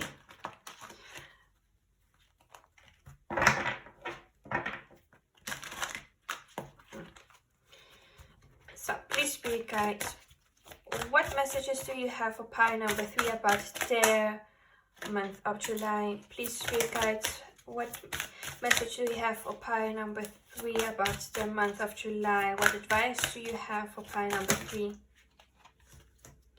So at the back of the deck we have initiation.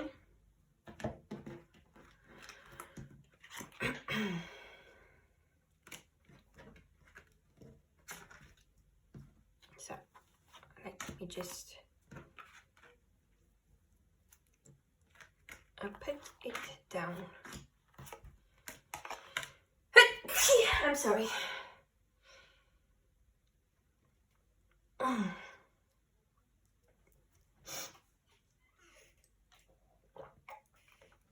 Just some allergies. So the back of the deck, initiation. Let me read the guidebook because I got this deck in April.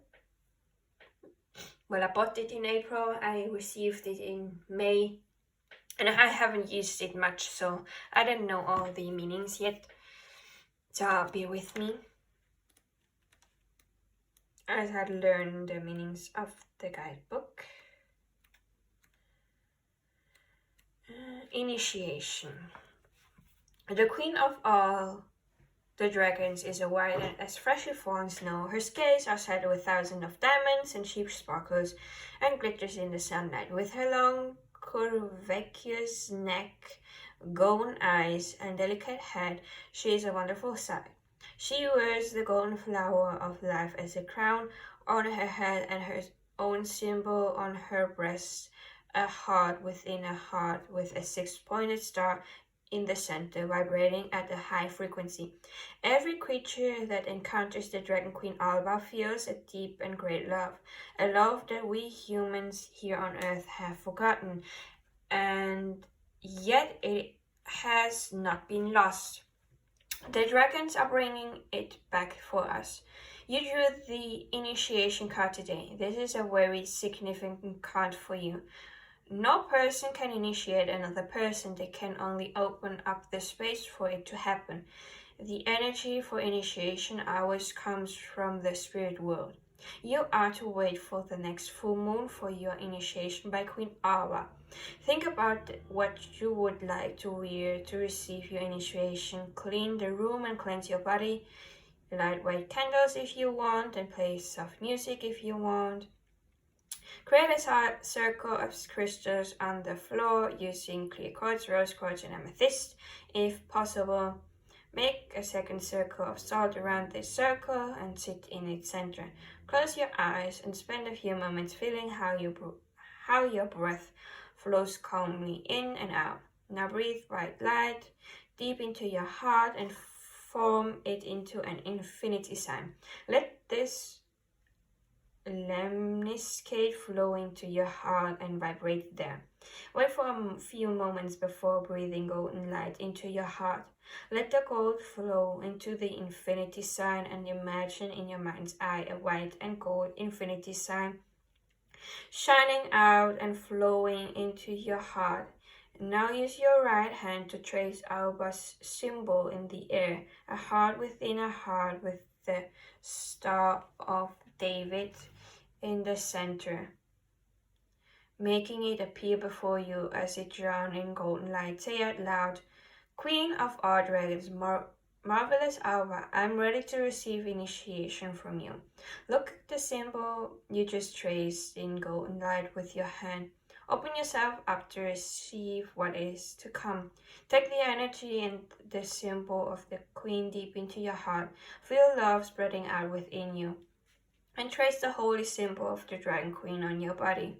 Over the next 7 days, you must perform no further exercises or meditation. Focus only on grounding yourself in order for these great energies to take a firm hold. Eat healthily and mindfully, ideally using the best produce from the soil, such as potatoes and beets and other things.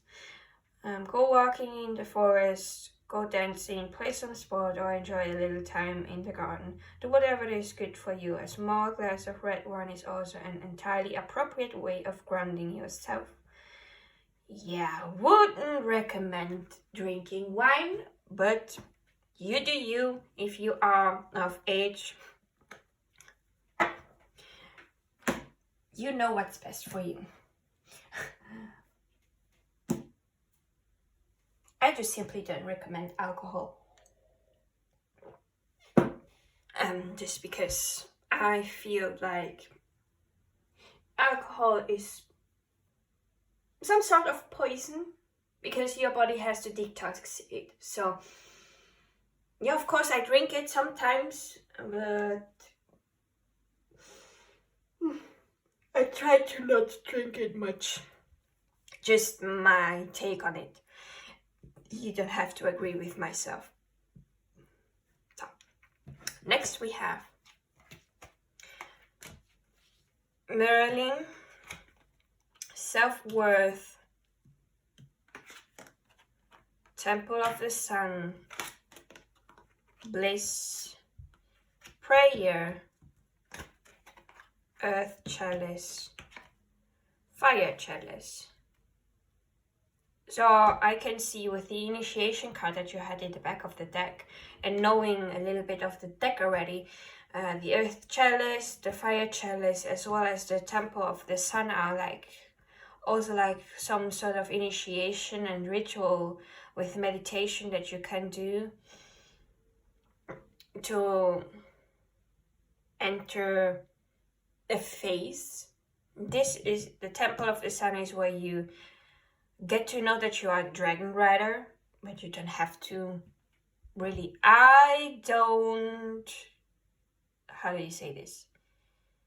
I don't resonate with the terms of dragon rider, so I just let it be. But yeah, there is certainly some sort of initiation happening. It could be the reason why your intuition is at the end of July is going to be a little bit on the downer side, because you are being initiated to some greater power. The earth chalice, if I remember correctly, is you are shedding some old stuff and letting it and leaving it in the earth to be transformed. And yeah, that's all that I know from my head. The other cards I need to read. Like Merlin. Merlin, the great master magician, wishes to remind you that the blood of your ancestors flows in your veins. This blood unites you. There was a time when magic was an important element in all of our lives. Magic surrounds us, flowing through all things. Magic has always existed and is entirely natural. Bring the magic of your ancestors, your forebears, back into your life. Merlin wishes to teach you that the mightiest tools wielded by a sorcerer or a priestess are words. Words can destroy people or build them up. Recognize this, and from now on use your words as tools of love and light.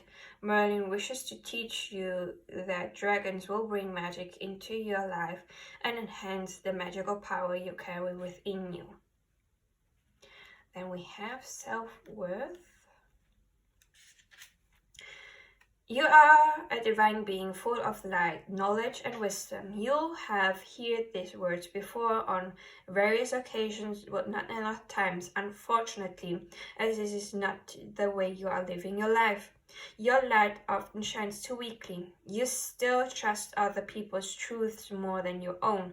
Self-worth, even self-love, allows you to be critical, to question things, to say no, and to establish boundaries with those who are doing you harm. A lack of self-worth can also be revealed in small actions. You might put away a new item of clothing in a cupboard for later or a special occasion. Your whole life is a special occasion. You have lovely new wine glasses for your guests, but when you drink wine on your own, you use an old one, and you only ever buy flowers when you are expecting visitors. Tomorrow, buy a large bouquet for yourself. Go on, do it. The leopard dragon is the most intelligent of all the dragons, and is telling you to appreciate your worth. You are valuable. Make this decision and act accordingly. This powerful dragon is gently whispering in your ear, you are a valuable and loving magical woman, man, or gender neutral if you want to be. Write this sentence as an affirmation on 13 strips of paper, but preface with the words I am.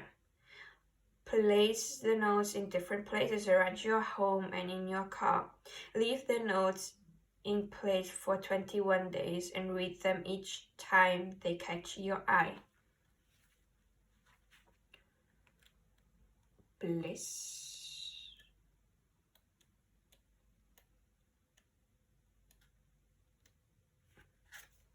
Bliss is perfection and the ultimate goal of all our actions. It is everything your soul desires. Your soul dedicates its every action to its achievement. Open your heart and know this. Bliss has nothing to do with owning and possession, but boundless freedom and peace lie within it. Call the golden dragon to you. Visualize it and examine it carefully. It shines beautiful and vast. It checks itself and extends its giant wings. Look deep into this dragon's eye. As if by magic, a golden rain begins to fall upon you. Feel how the dragon allows wisdom to flow into you and your aura in this shower of gold. Enjoy it. Now see or sense how it is dropping a diamond imbued with bliss into your heart. Feel the great energy within you. See how green energy flows into your heart from the eyes of the dragon, and how green light flows into your spine from your heart. This powerful green energy is moving up and down your spine, making you sit upright. Feel the gold shimmering diamond in your heart. Now look into the dragon's eye one more time and see the green light once more.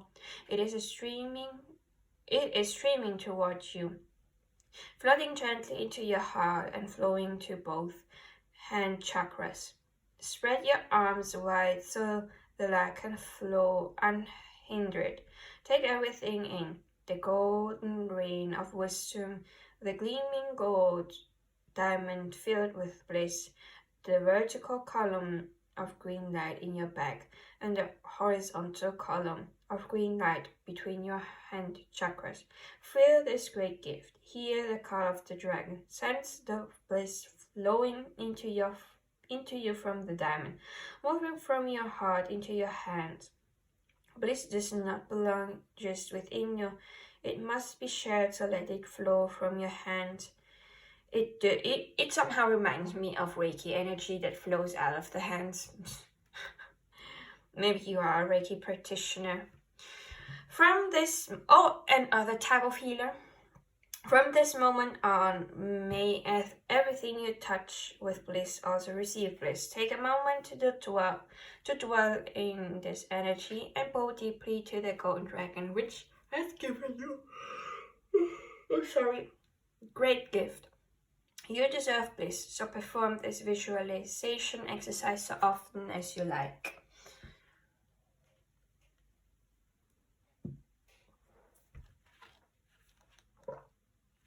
Prayer.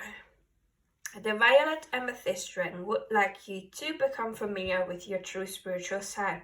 It wants to guide you toward belief. Call this incredible, beautiful dragon to you. Visualize it in front of you, radiating deep calm and perfect balance. Sit down and meditate with it. Be aware of the exact moment between breathing in and breathing out. The amethyst dragon would like to remind you that there is great power in prayer and will ask you to pray. You don't have to if you don't like praying. Choose to whom you pray from the many choices available. Your guardian angel, God, Buddha, and ascended masters such as Jesus, his mother Mary, the universe, Goddess, there are a lot. Jesus once said, and whatever things you might ask in prayer, believing you will receive. Begin your prayer, ask for blessings so that you can become a blessing for all beings. Feel the deep peace inherent in prayer. Think of a topic that concerns you and for which you would like to pray, and formulate a prayer. Recite it 3 times a day for some successive days, always at the same time each day. After each prayer, perform a brief exercise, breathing the light from the divine source via your crown chakra and breathe it out through your heart. As you breathe out, let this light envelop your prayer. Now breathe the light back in through your heart and out through your root chakra, deep into the earth. Thank the violet dragon, sending it a golden thank you from the bottom of your heart. It has reminded you of something very valuable. And then the fire chalice. Fire chalice. How about the queen of all gods? Of all gods. Of all dragons. She is the guardian of the 4 holy chalices, the protector of the 4 elements, and warden of the holy hall of baptism in which these chalices stand. This very day, the great white queen has invited you to take part in a baptism in the element of fire. The baptism is a rite, a rebirth, a ritual cleansing. Baptism is the threshold from the old to a new way of being. Prepare for this ritual by washing and dressing in white clothing. You don't have to. Prepare your room by lighting some candles and playing pleasing music. Light candles would be okay. Playing pleasant music, you don't have to. Make yourself comfortable. Lay the card on your heart and close your eyes. Now visualize yourself going to stand before the great chalice. Take your time. Stand in front of the holy fire chalice and visualize lying aside your clothing. 3 steps lead up to the rim of the chalice. Climb up these steps and dive into the chalice. Feel how the holy fire engulfs you, the hot flames curling around you. You are being baptized in the element of fire. Let go and feel that you are being deeply cleansed at every level. All the chains that keep your power in check must yield to this fire. All the constraints your free will is burning. Breathe the flames in and feel them streaming into you through your ears and nose. All that equals fear within you is dissolving, and every doubt is in flames. Visualize how you become one with the flames, how they flow through you. Those things for which you have no further use burn, and the new invigorating energy is manifesting itself in you. Enjoy this immersion in the holy chalice of the element of fire. So basically all chalices are the same thing, just using different elements. Okay, now I understand this a little bit better. To the next one.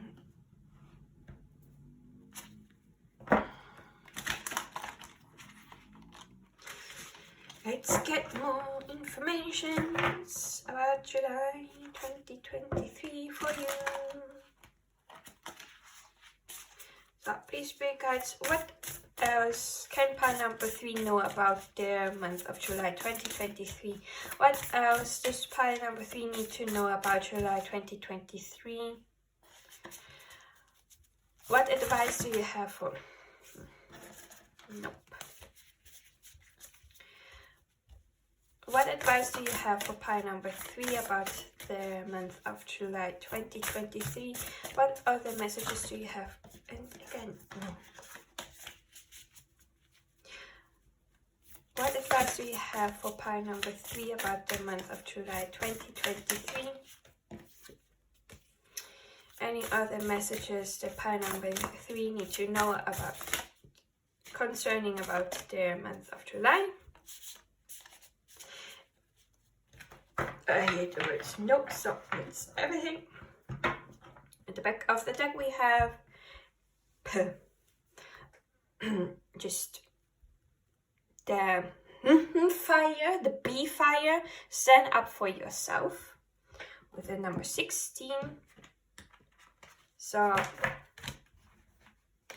this is a card that I don't remember the meaning of. I know I got it once in a reading before, but don't remember much about it.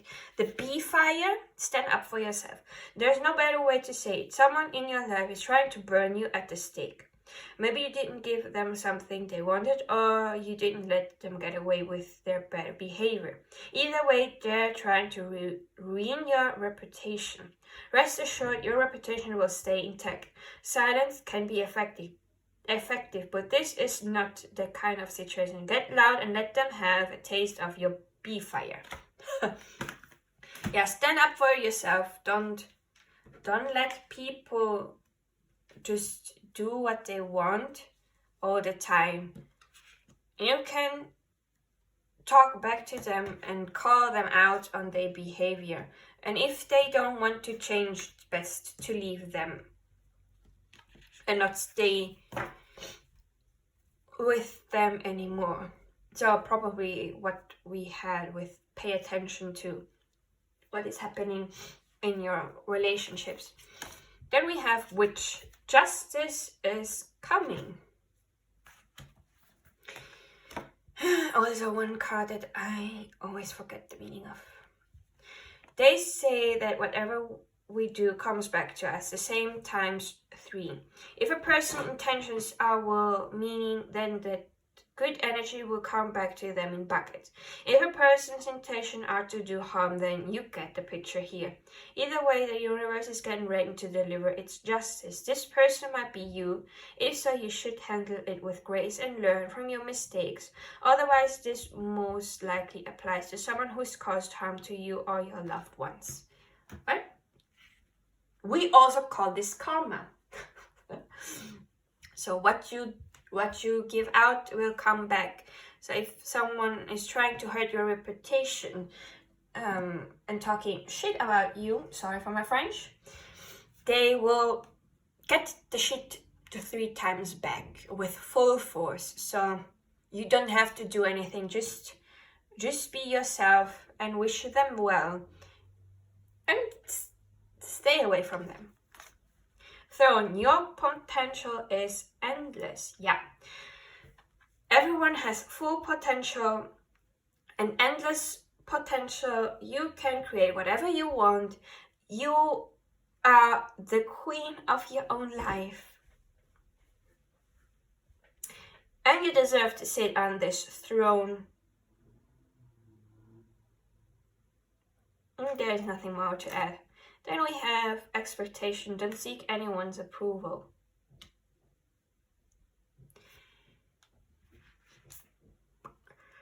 I'm going to read number 12, expectation. People will always have their own expectation of who they think you should be. Their opinions are almost always based on restrictive societal norms and therefore are extremely unrealistic. No matter what they tell you, remember that you have permission to be whoever it is you most wish to be. You don't need anyone else's approval, only yours. That fits in perfectly with throne. Let me read throne as well. At the risk of sounding cliche, you can do anything you put your mind to. You are a mighty queen who is complex enough to be both gentle and radiant, just and magnificent, or any combination you should ever long for. The reason they tell you that you cannot have it all is because they are afraid you will become even more dangerous than you already are.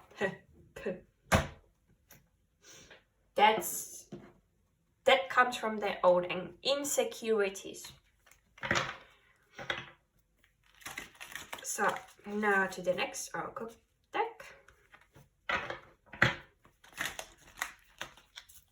So please, Spirit guides, what else do you have to say for pile number 3 about their July 2023? What advice do you have? What could be helpful for pile number 3 for the month of July 2023? Please, Spirit guides, what advice do you have? What other things does pile number 3 need to know about July 2023? Please, Spirit guides, what could be helpful for pile number 3 for July 2023?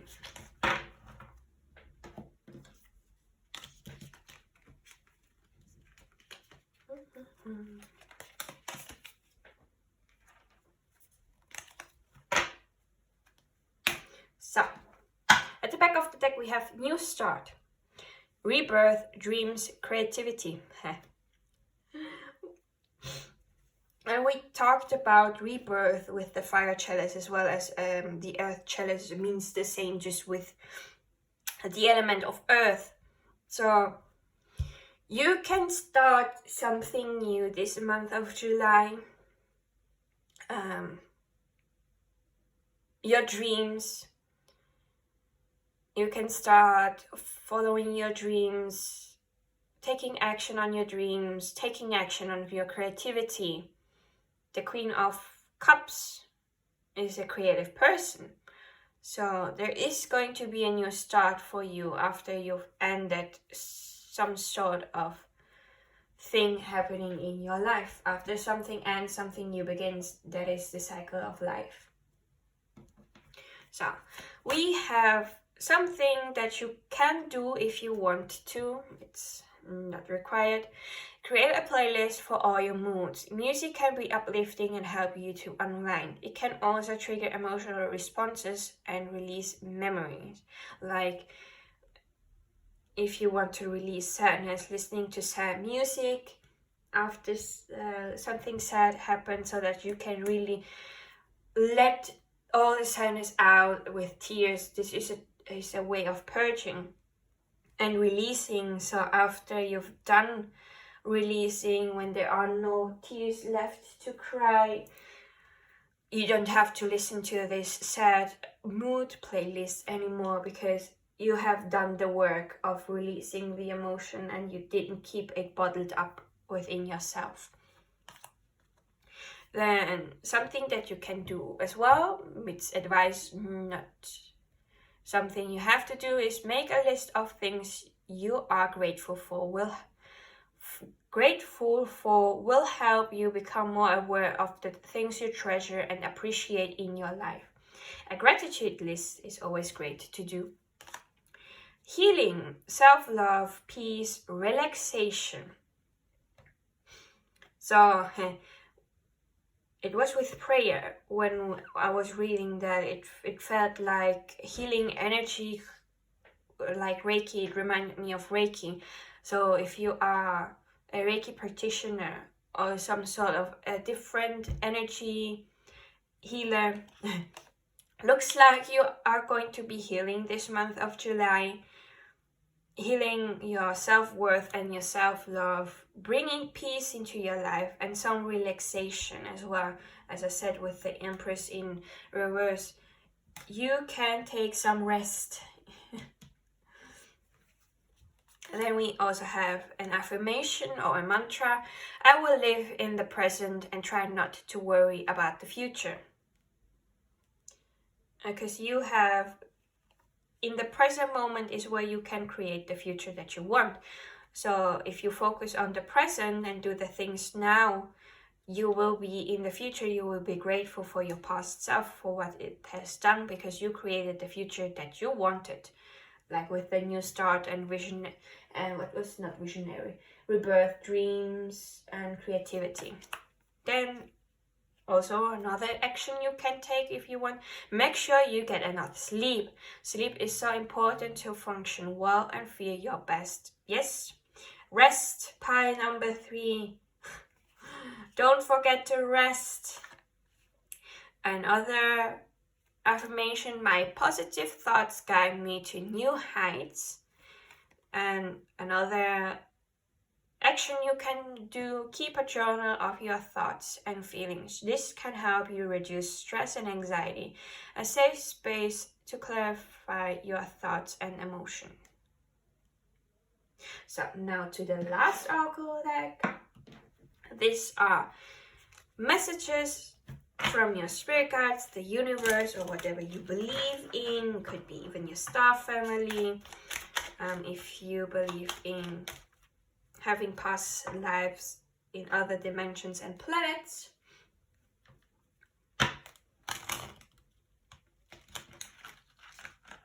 Yeah. I'm shuffling really badly. So please, spirit guides and universe, what messages do you have for pile number 3 for the month of July 2023? What do they need to know? What messages do you have for pile number 3? Is this everything? Good. At the back. When I was talking about the new start, I let out a visionary out. Ha! Vision. Trust your ability to create the vision in your soul. So, let's see.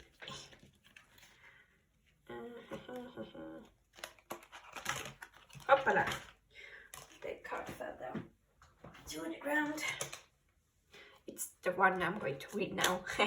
Celebration. Celebrate your achievements. You truly are a gift to the universe. Yeah. Always celebrate yourself when you have achieved something new. Because we all like to get praise and being celebrated for something we did great. So if no one does this for you, do it for yourself. Be your own best friend. Then we have inner alchemy. Inner alchemy is achieved when you react to fear with love. It functions well with healing. Meditation. Take a moment to connect to source through quiet reflective meditation. And sorry for bumping into you. Then we have abundance. When your heart's intention is to serve humanity, doors of abundance naturally open. Blue flame. Connect to the blue flame, which is the light of pure love within you. Channel. You are a channel through which healing energy reaches the world. More confirmation that you are a healer. Hello, my friend. I am one too. Welcome to the group. Release. Release anything that keeps you from your path of authenticity. Again, talking about release. I find it nice when the cards are going hand in hand. And last but not least, truth. See your light, know your power, have the courage to walk your truth. So, pile number 3. This is everything that I have for you. I hope that this helped you. I hope that you liked it. I wish you a beautiful month of July. Don't lose hope, because it was a little bit more on the not too heavy, but still healing is not to be taken lightly. So I'm rooting for you. You've got this. Keep going. Thank you for sticking with me till the end, and I will be seeing you in my next video. Bye.